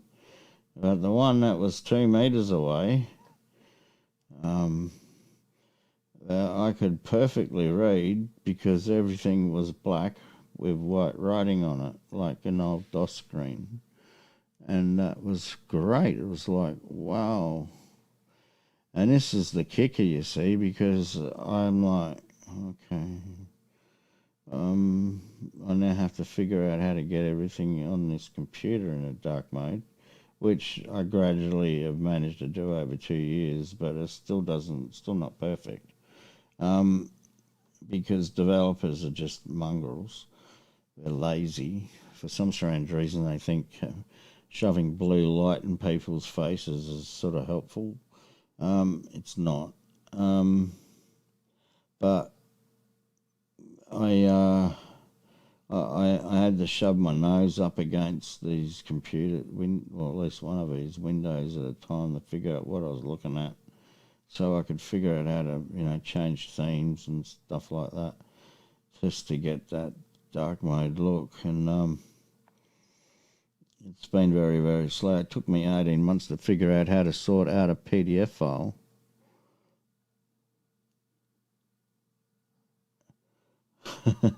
Fred Hitchcock. Yeah, the birds. I got a story about birds. You want to hear the story about the birds?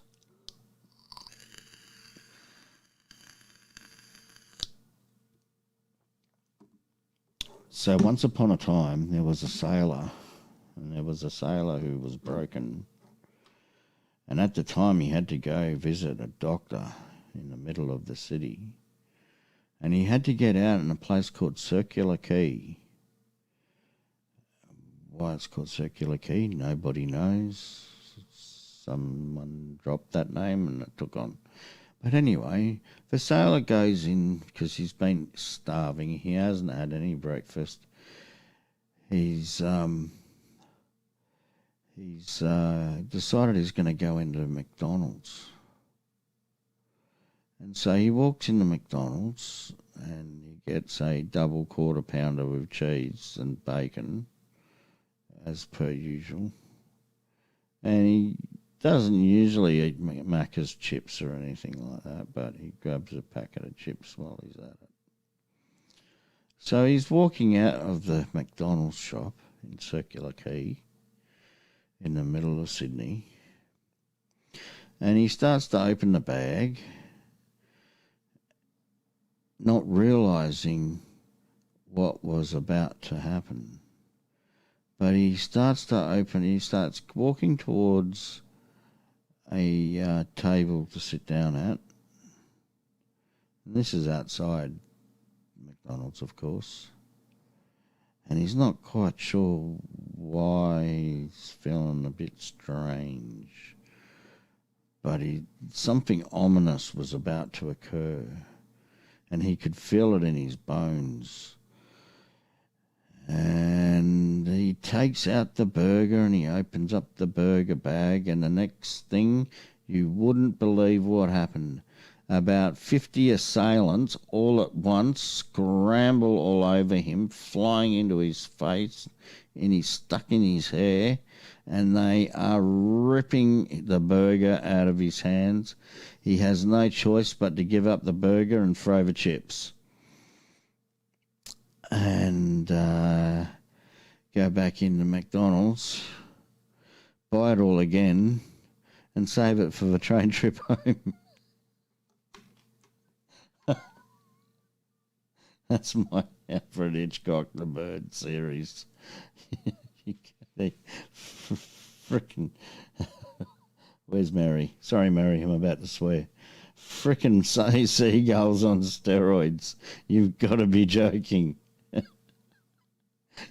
Someone's been handing out steroids to the seagulls in Sydney Harbour.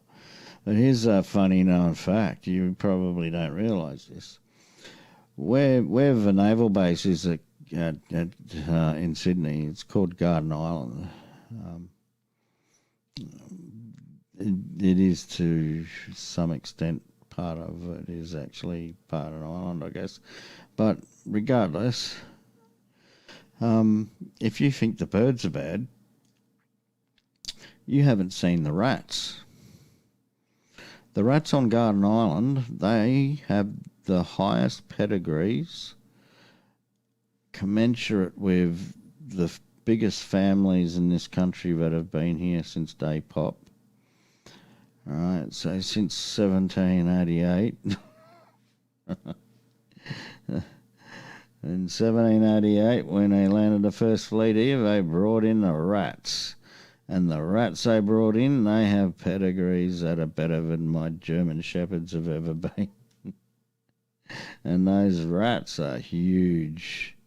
You remember, I don't know if you remember the cartoon where what was it? The mouse always sees the kangaroo, and was it the one with the mouse and the kangaroo? I can't remember. It had a kangaroo in it, I'm pretty sure. Or it had a mouse and they thought it was a kangaroo. One or the other. It doesn't matter. But these things, they were the size of wallabies. And, try living in a sea container for duty watch whilst your ship's in dry dock. It's a fun experience with the things crawling around that joint. And that's above the ground, let alone what's below it. And there's plenty of stuff below that. I have a friend who had, when I was in hospital having my first couple of surgeries, I'd already had 2 surgeries, and they sent me back to the actual naval hospital for my laminectomy, my first cervical laminectomy. You may have seen it on the news where an Australian diver had his leg chopped off by a bronze whaler in the middle of Sydney Harbour. Yeah, that young fella was in the hospital where I was at the same time. So we were both going out for a smoke break. Yeah, fun stories. Fun stories from the crypt.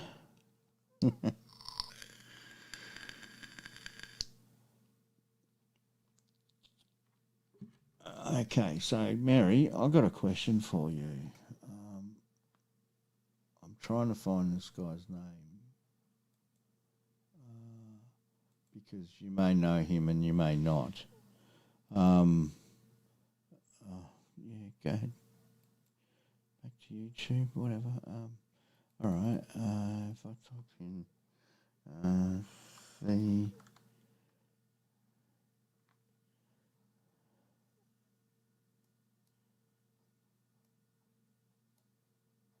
do you know Theoria apotheosis?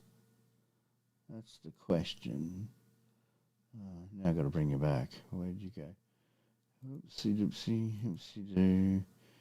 Wobbly wobbly wobbly woo. Where am I? Oh, what have I done? Did I kill something? Oh, no, I didn't. Here we are. Do you know this guy? Hang on.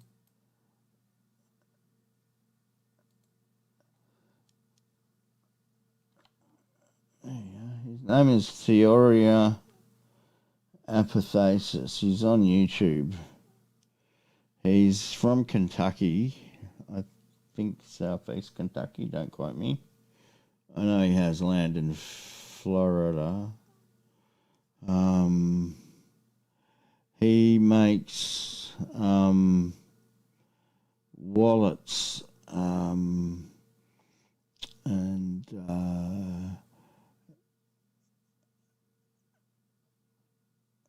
you should look up his channel. A lot of the stuff that he does is very technical, electronical engineering sort of stuff, but he also does sort of a little bit of prepping sort of stuff.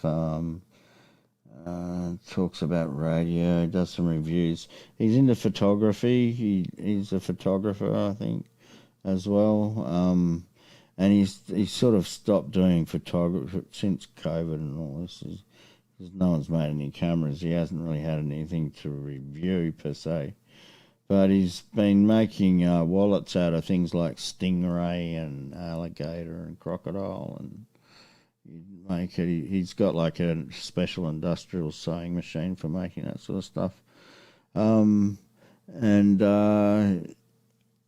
talking to people about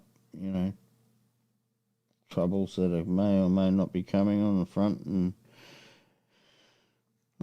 you know it's not like going to a prepper channel or anything like that. I'd go there because he seems to know more about what's happening in my country than what I do. So I get a rundown from what all of the people from here have been telling him. So it's quite interesting to see, but there's people out in the middle of whoop whoop that and I know he's got a log cabin and everything somewhere. I'm not sure where that is, and I don't think he's about to tell anybody either, but it's self-sustaining. Yeah, you'll find him interesting. As far as I know, he's married. I'm not sure whether or not it's to a male or a female or indifferent. Never asked. Not my problem. But he seems like a nice bloke to... I'm sure he sells his stuff you'd like at fairs and things like that. I'm pretty sure that's one way in which he would be selling some of his stuff. He's very good with magnetics and things like that. He can tell you more about magnetism and the way current moves and things like that than most people on the planet can.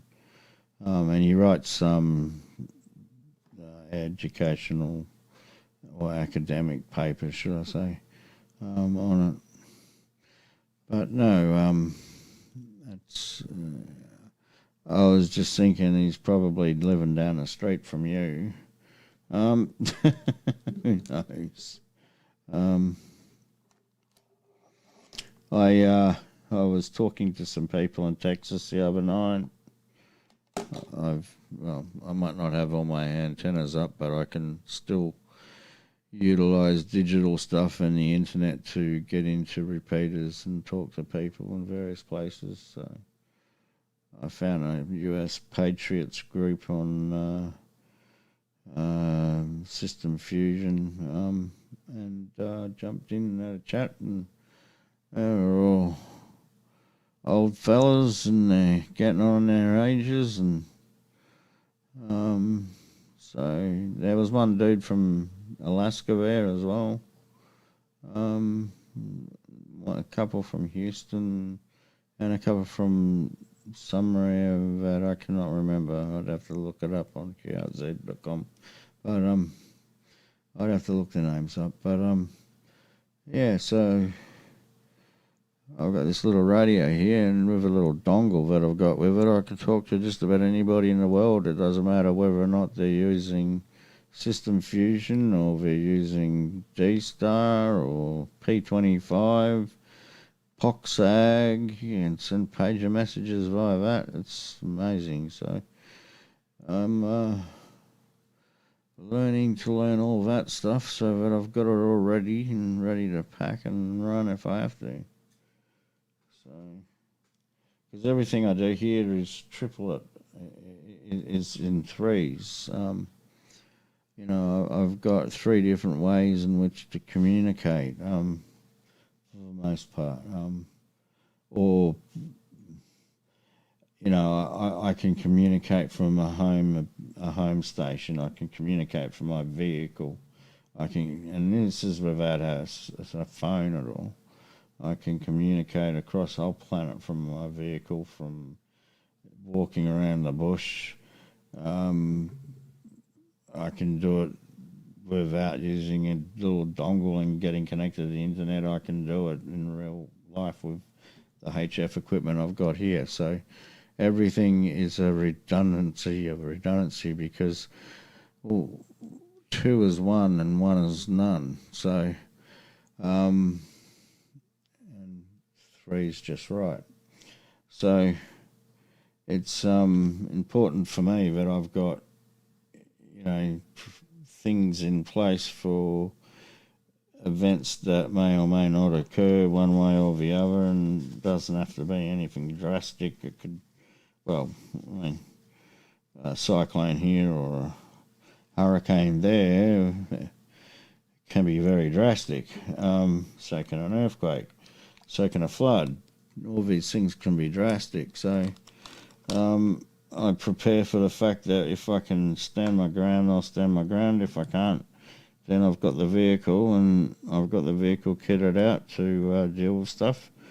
And if that's going to be a problem, then the last resort is on foot. And so everything I do, I've got to make sure I've got it for my daughter, and she's ready to go if she has to go.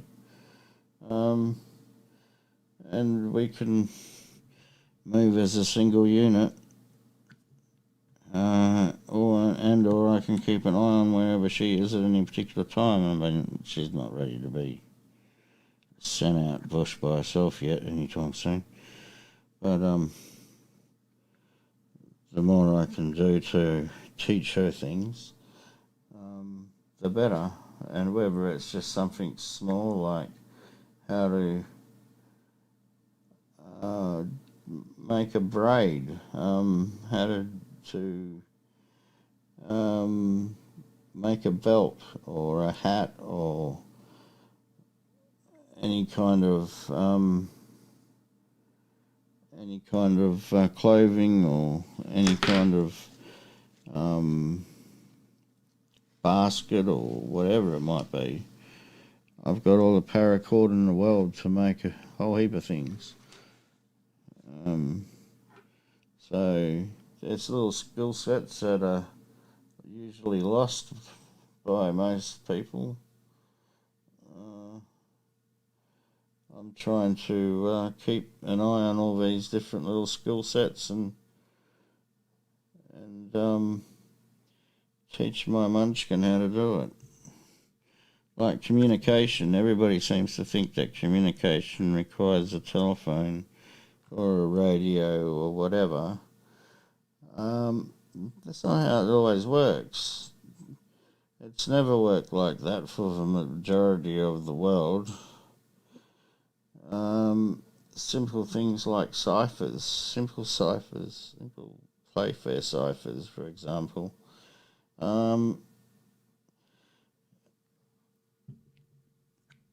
Teaching kids how to do work number stations, that sort of thing. How to do different sort of other sorts of cryptography, one-time pad type sort of things where it's just, one time you might use it. In that message you give the keys to the next message. So the pad always changes. These things are very easy to do. Putting an OMO box in a window, that's probably the funniest of them all. I don't know do you guys have OMO there?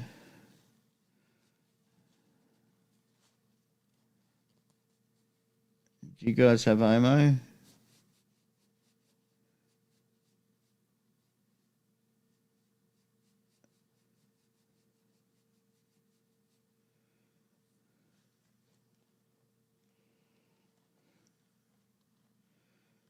All right. I type out.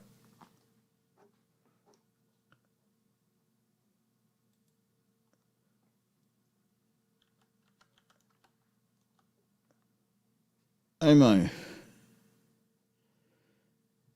It's dishwashing detergent. Not dishwashing, it's clothes detergent.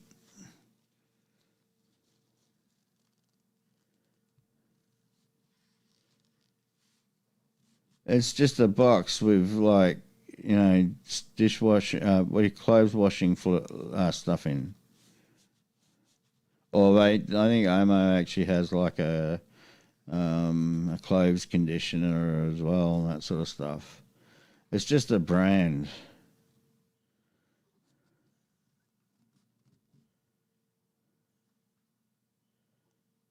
Yeah, something like that.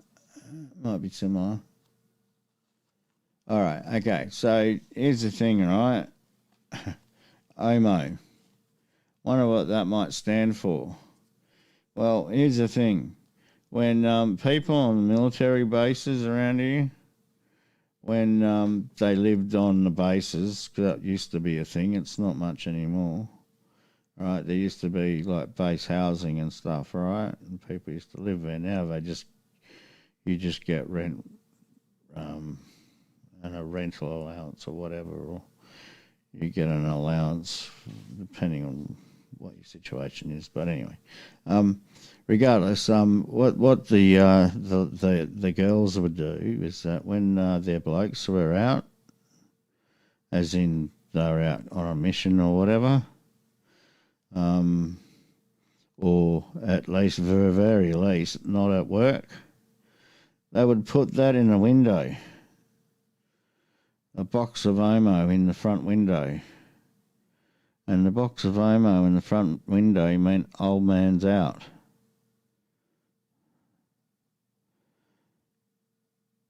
And there's a reason why they put a box in the window saying old man's out.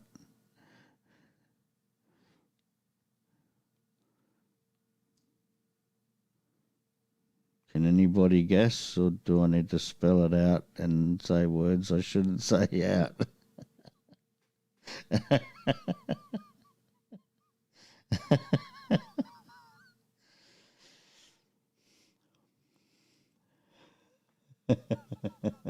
All right, yeah, I got it. So that is the thing, right? It doesn't matter. As long as you can work out a system with the people around you, you don't need to have a radio. I mean, it would be nice.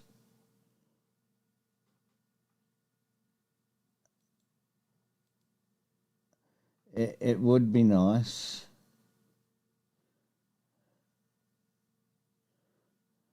Uh, you're looking for some strange. Just want to hear from Sagan. Yeah, so the old lady was looking for a bit. Yeah. Um,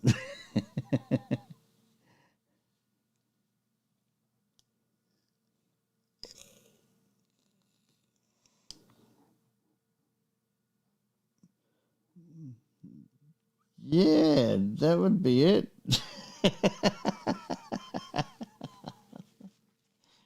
I think CB missed the point.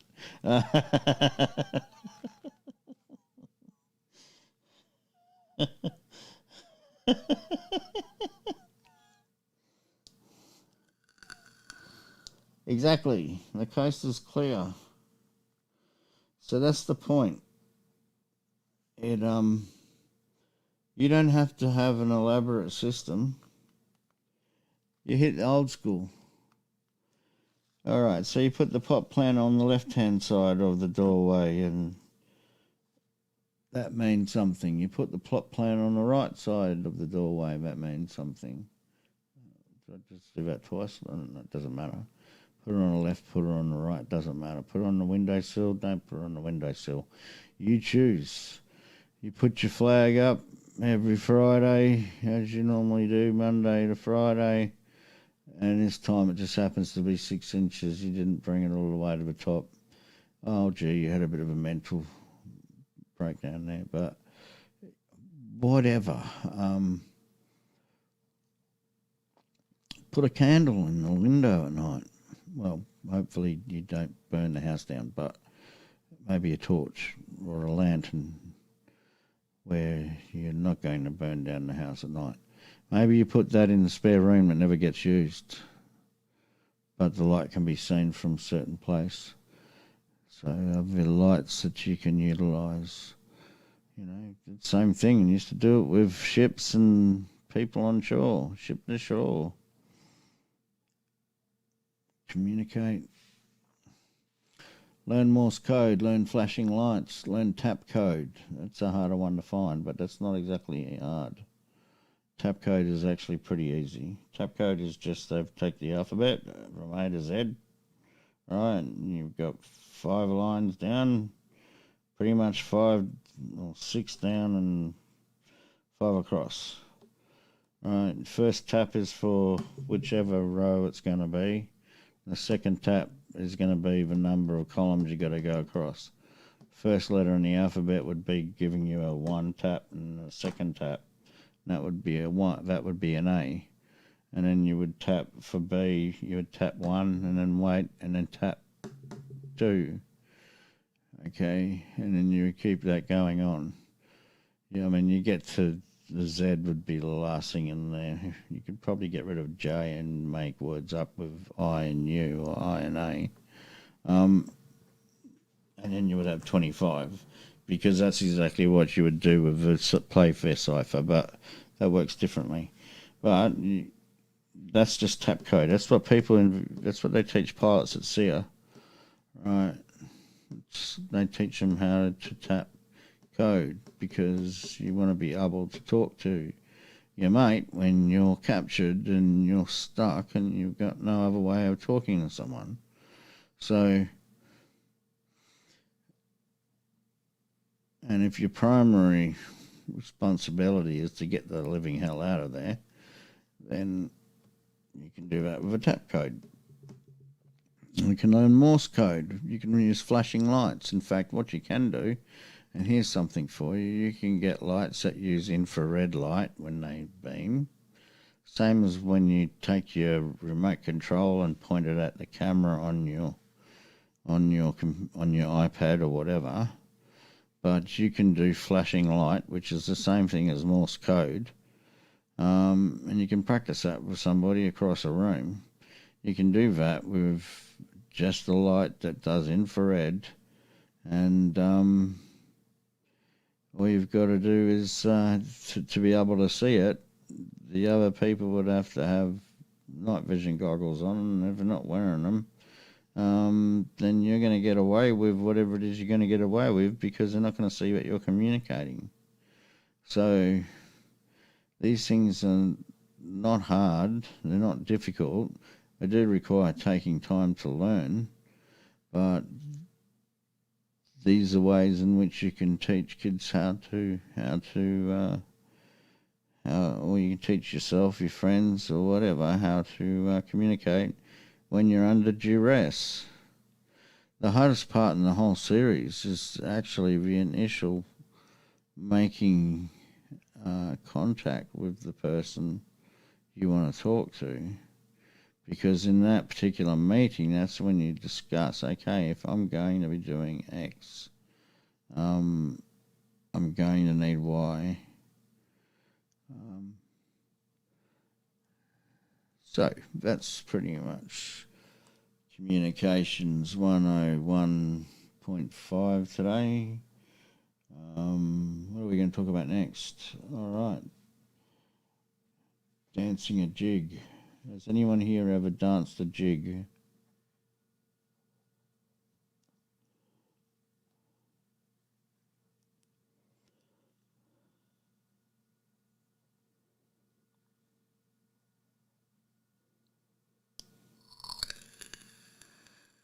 Are we trying to dump you?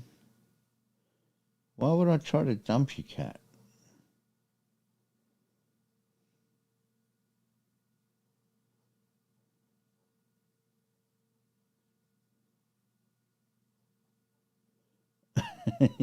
Like the variety. I'm making stuff up as I go. To be or not to be? That is the question.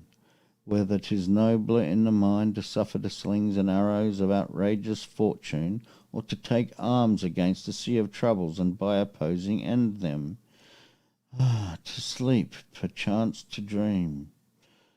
Aye, there's a rub. For in what dream sleep of dreams may come when we have shuffled off this mortal coil? I don't know, something like that. I read that in the back of a toilet somewhere. Not really.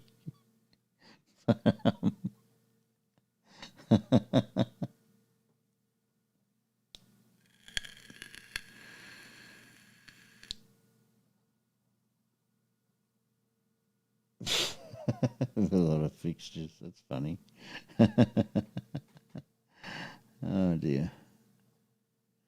I got to work out how to get you to do call-ins because that'll be cool. I'm working on it. Don't worry. But I don't use Facebook, so you can discount that one. Don't use it, won't use it, we'll never use it.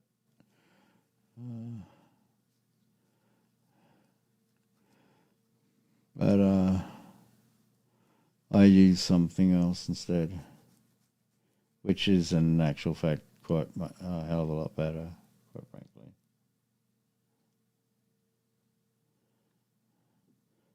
Well, what I use is definitely freer than having a psychotic bunch of lunatic man babelets,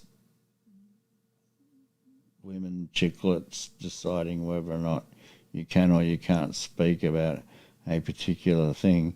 And it's encrypted while it's at it. So, I mean, I can't say it's the perfect system because the bottom line and the truth is that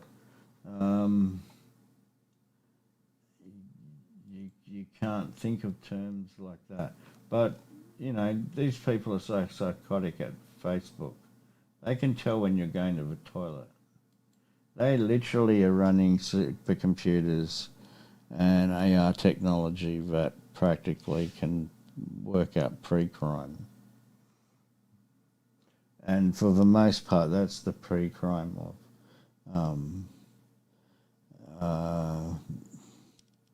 thinking about something, let alone actually doing it. But this I find to be a very important statement. Don't worry, as soon as I've moved it around a little bit where I can see it, if I can do that. Can I? Oh, for the love of God. Can we move it? Yes, we can move it. All right, so the thing is that a secret told isn't. No communications are secure. And you can believe all of this. It has my seal of approval. A secret told isn't. No communications are secure. All security is breachable. All codes are hackable. Concealment is not cover. All cover is temporary. Where did I lose my point? Dang, I lost it. All cover is temporary. All codes are breakable. Use a one-time pad, one time only. Looking is not seeing. Hearing is not listening. Moving is not action. Knowledge is not wisdom. The most committed wins. Freedom is not given. It is earned, fought for, won, taken, take it. And that is a statement that I think is never been truer.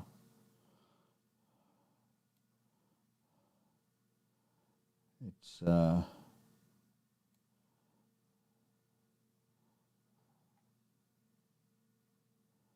very... gee, what happened? I lost my screen. It's a very important statement. I'll move you around to here. There we go. Got you back. Look at that. Right. So, when it comes to communications, you just have to be short, concise, and say it twice. Hope for the best that nobody heard you.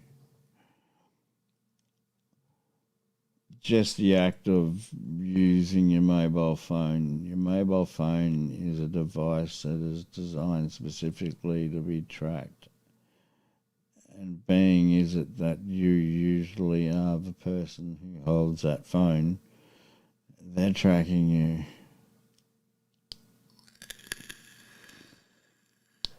So what can you do about it? It's not so much that you can really do anything about it anymore, to the extent that you can get a de-Googled phone, and that's a possibility. You can use a VPN on your phone, and that's a possibility. All these things help.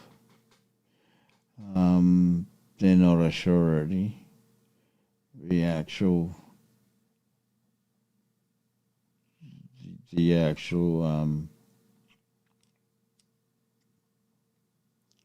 oh, sorry, just took a hit.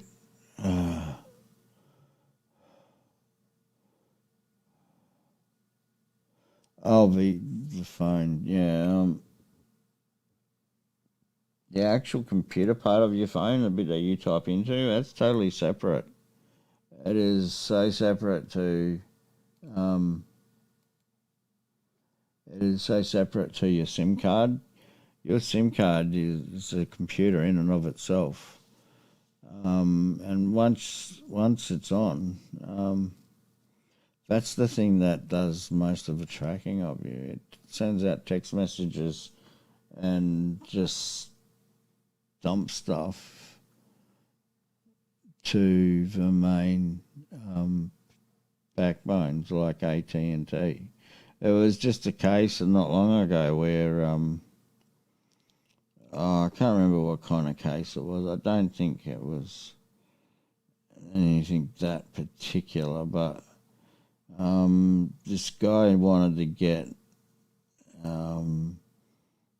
his phone records, and I believe he got his phone records, and the phone was making telephone calls. I was just he'd been in a car accident, and the one lawyer was trying to say that he was being distracted by a telephone.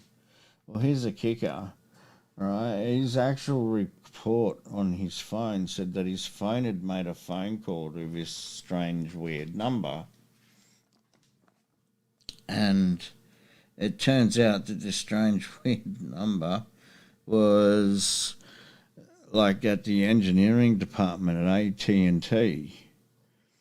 So it was actually sending back telemetry information to people at AT&T. Now, I'm pretty sure when you signed up to get your phone, you didn't expect that the people at AT&T would be able to, hack you down, like literally hack you in real time while you're using your bloody phone. But that's what these people did. And this guy had an awful hard time trying to get subpoena more information about what the system was, why it worked that way. And yeah, so he was lucky in the end. He got had the case dismissed. So that's an excellent result. But that doesn't obfuscate of the fact that the things that are on your telephone, whether it be YouTube, Facebook, Google, and different, I don't know, WeChat, pick a chat, I chatted here, Tinder, Grinder, Tinder me grind, whatever, I don't know, whatever there is out there.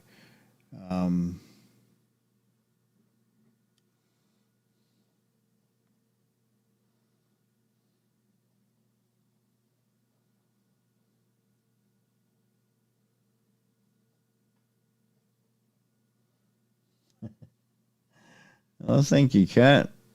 You have a lovely night. You sleep well and you have sweet dreams too. I'll get something done today, whichever. But thank you for coming. I appreciate that you did.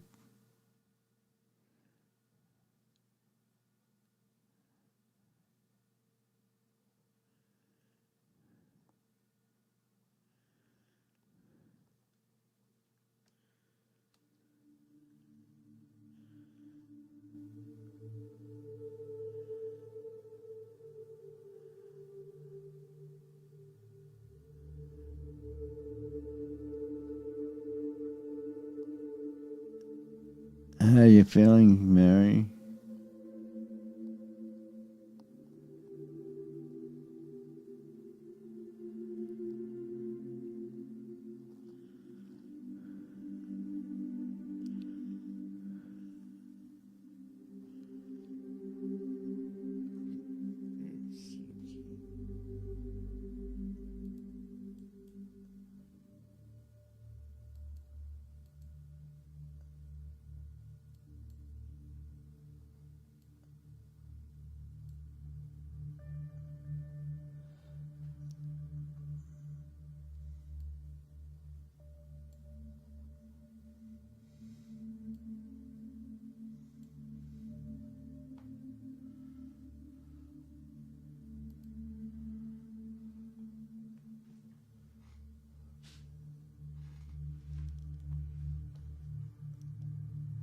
Tired, love.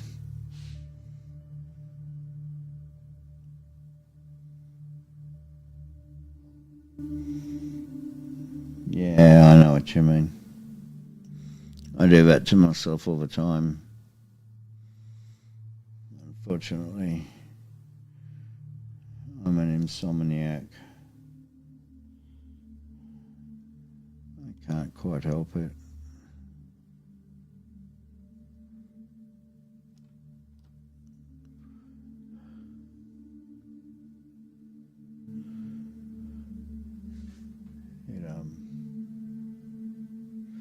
It it's not fun, is it? Being worn out all the time.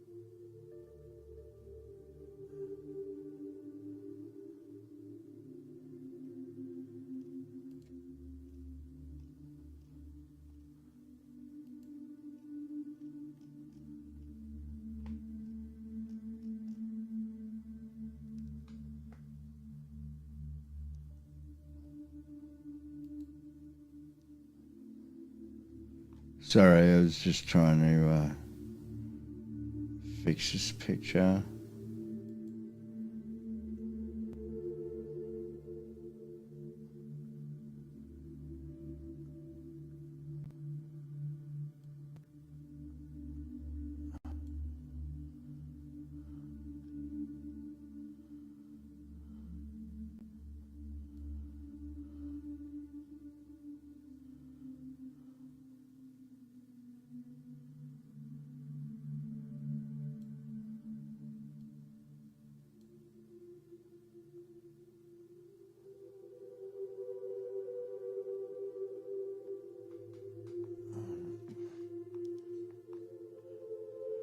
Sorry, I just noticed something and I was like, well, what the heck? Um,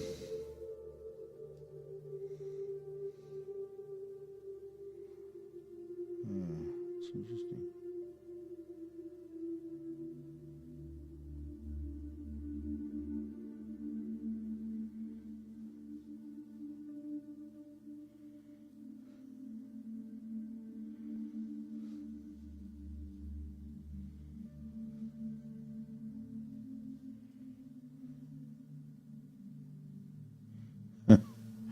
All right.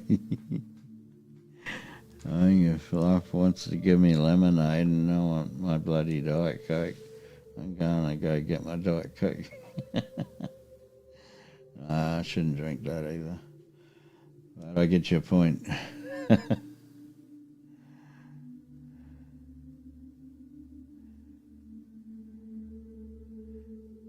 Well, you know what? We can all be miserable, and we are allowed to be miserable anytime we want. If we want to be miserable, we are allowed. Nothing is stopping anyone from being miserable. But what stops you from being miserable is the prospect of the fact that, sometimes roses grow.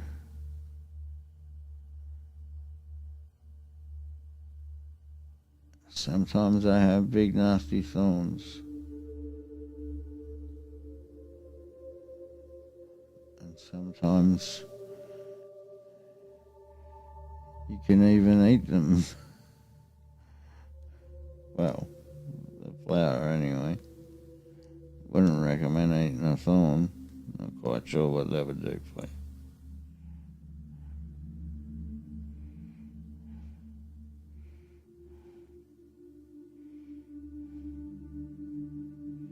But we're all entitled to feel the way we want to feel. The question is, do we want to be there in that space for an extended period of time?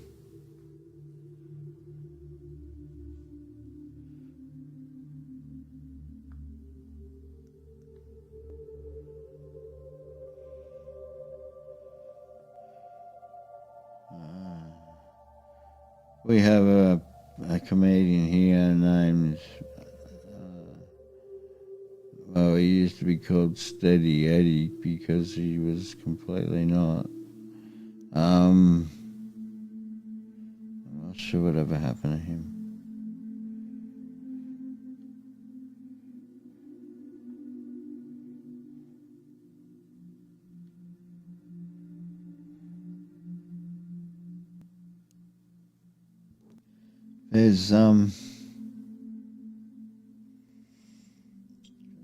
There's a time when we expect things to be better, but that's not God's plan for things to be better. God's plan is for you to have the devices to make things better for yourself. And life sucks. It really, really does. But life too can be wonderful. Get any random photo or video off the internet and watch a baby being born.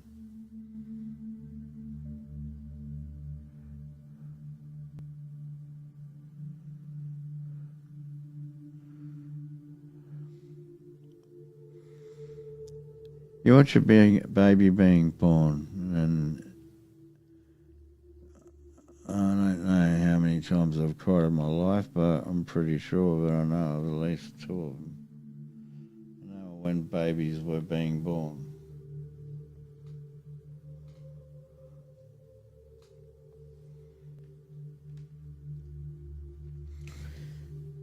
Because the world is full of wonders. It might be full of danger. There's danger everywhere. It doesn't matter what you do, so forget that thing.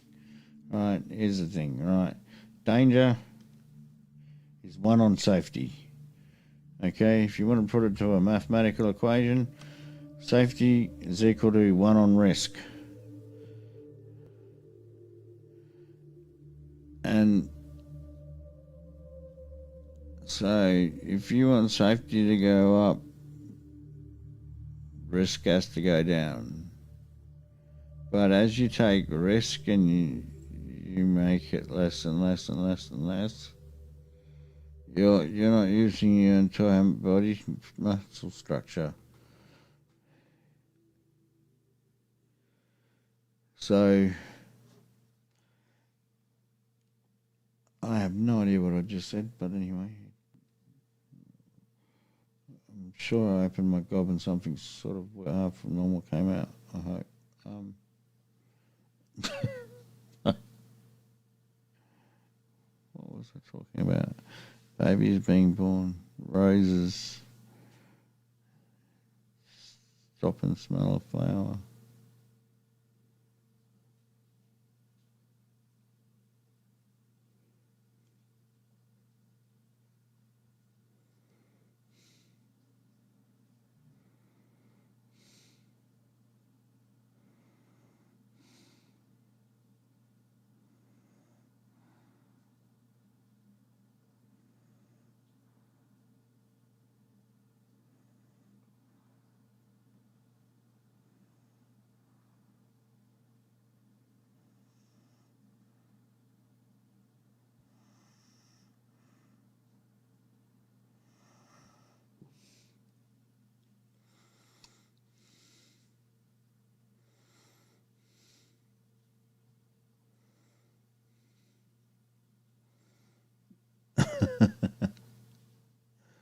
Safety divided by stupidity.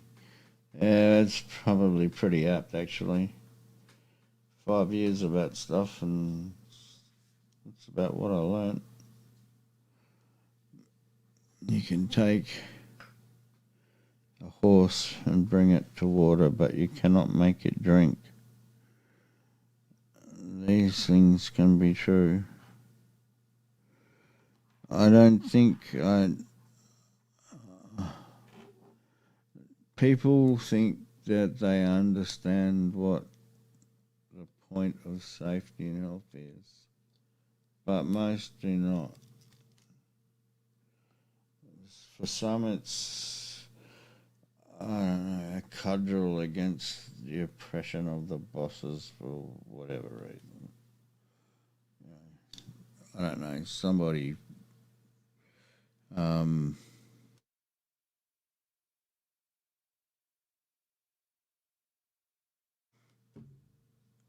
somebody, I don't know, tripped over a 2 cent piece last week or something. I don't know. Whatever it was probably benign and stupid. Right. But the thing is that these people, they make up systems of ways in which to do shit that, I don't know, French. Sorry. They make up systems which are totally overblown. They have no point nor use. They make the problem bigger. They make the problem safety issue even bigger. They make the problem of the safety issue even being on the table even weirder. And I don't know how I ended up here, but anyway. Probably falling asleep. Oh, that's good, man. You should smell a lot of flowers. Smell. Not even that. Look at the petals. Look at the leaves. Look at the whole intricate business. Like, flowers are machines. You know, they're like little pollen collecting machines.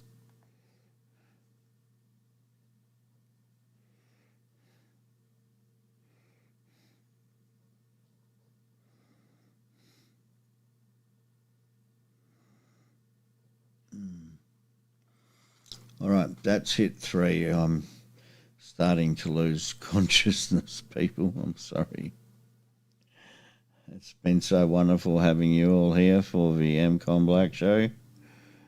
Where here we wake up instead of falling asleep like I'm doing.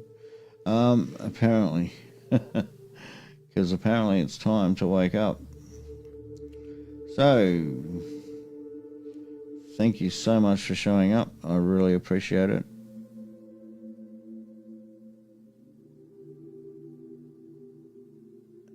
Yes, I have watched an ant colony working, and every time I see a bunch of people in a city, that's exactly what I think of, that ant colony.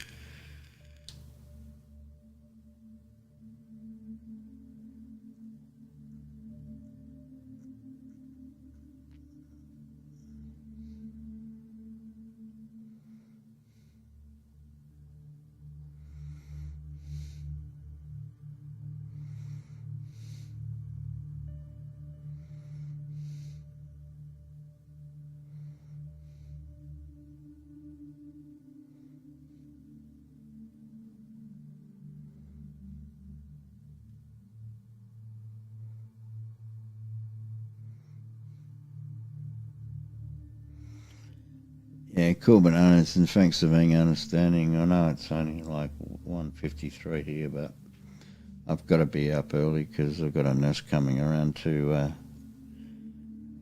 do the stockings and things on my legs. So, because of course I need to wear stockings when it's 30 bloody degrees in this room, like all the time, unless it's 40 degrees because it's 50 outside. But I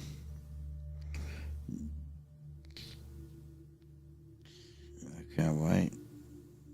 It's but you.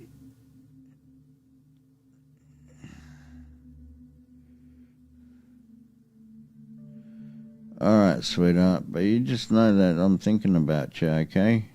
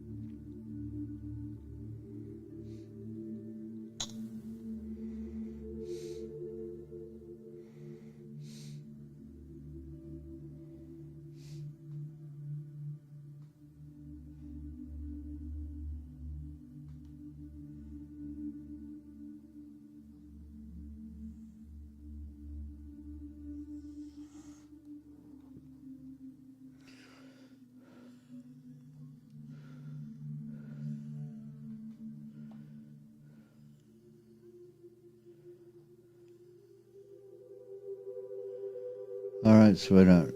All right, CB. This was the MCon Black Show. Now signing off on the 27th of the 12th, 2021 at 01:55 Lima time, New South Wales, Australia. And good night to all, and to all a good night, said the chubby old bloke with a belly full of jelly. You take care now, y'all. I've been practicing my yawls, and there's fighters on the deck all over the place. Oh my gosh. All right. Stay rosy. Keep calm.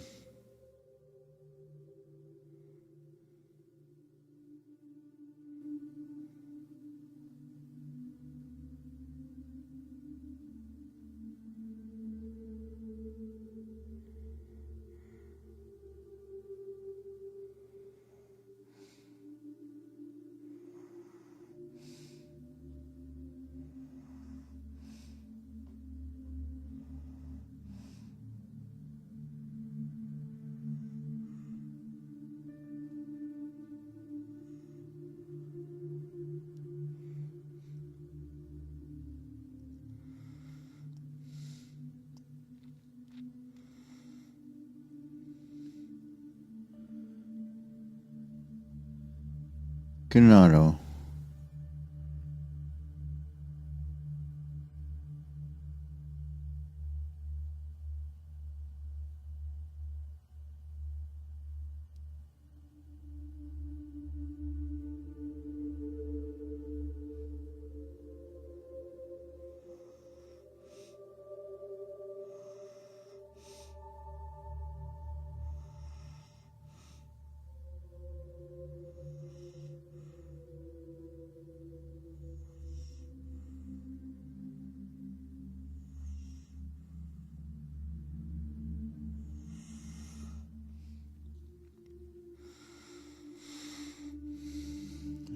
Sweet dreams, everybody. This is Zero Alpha signing out to you.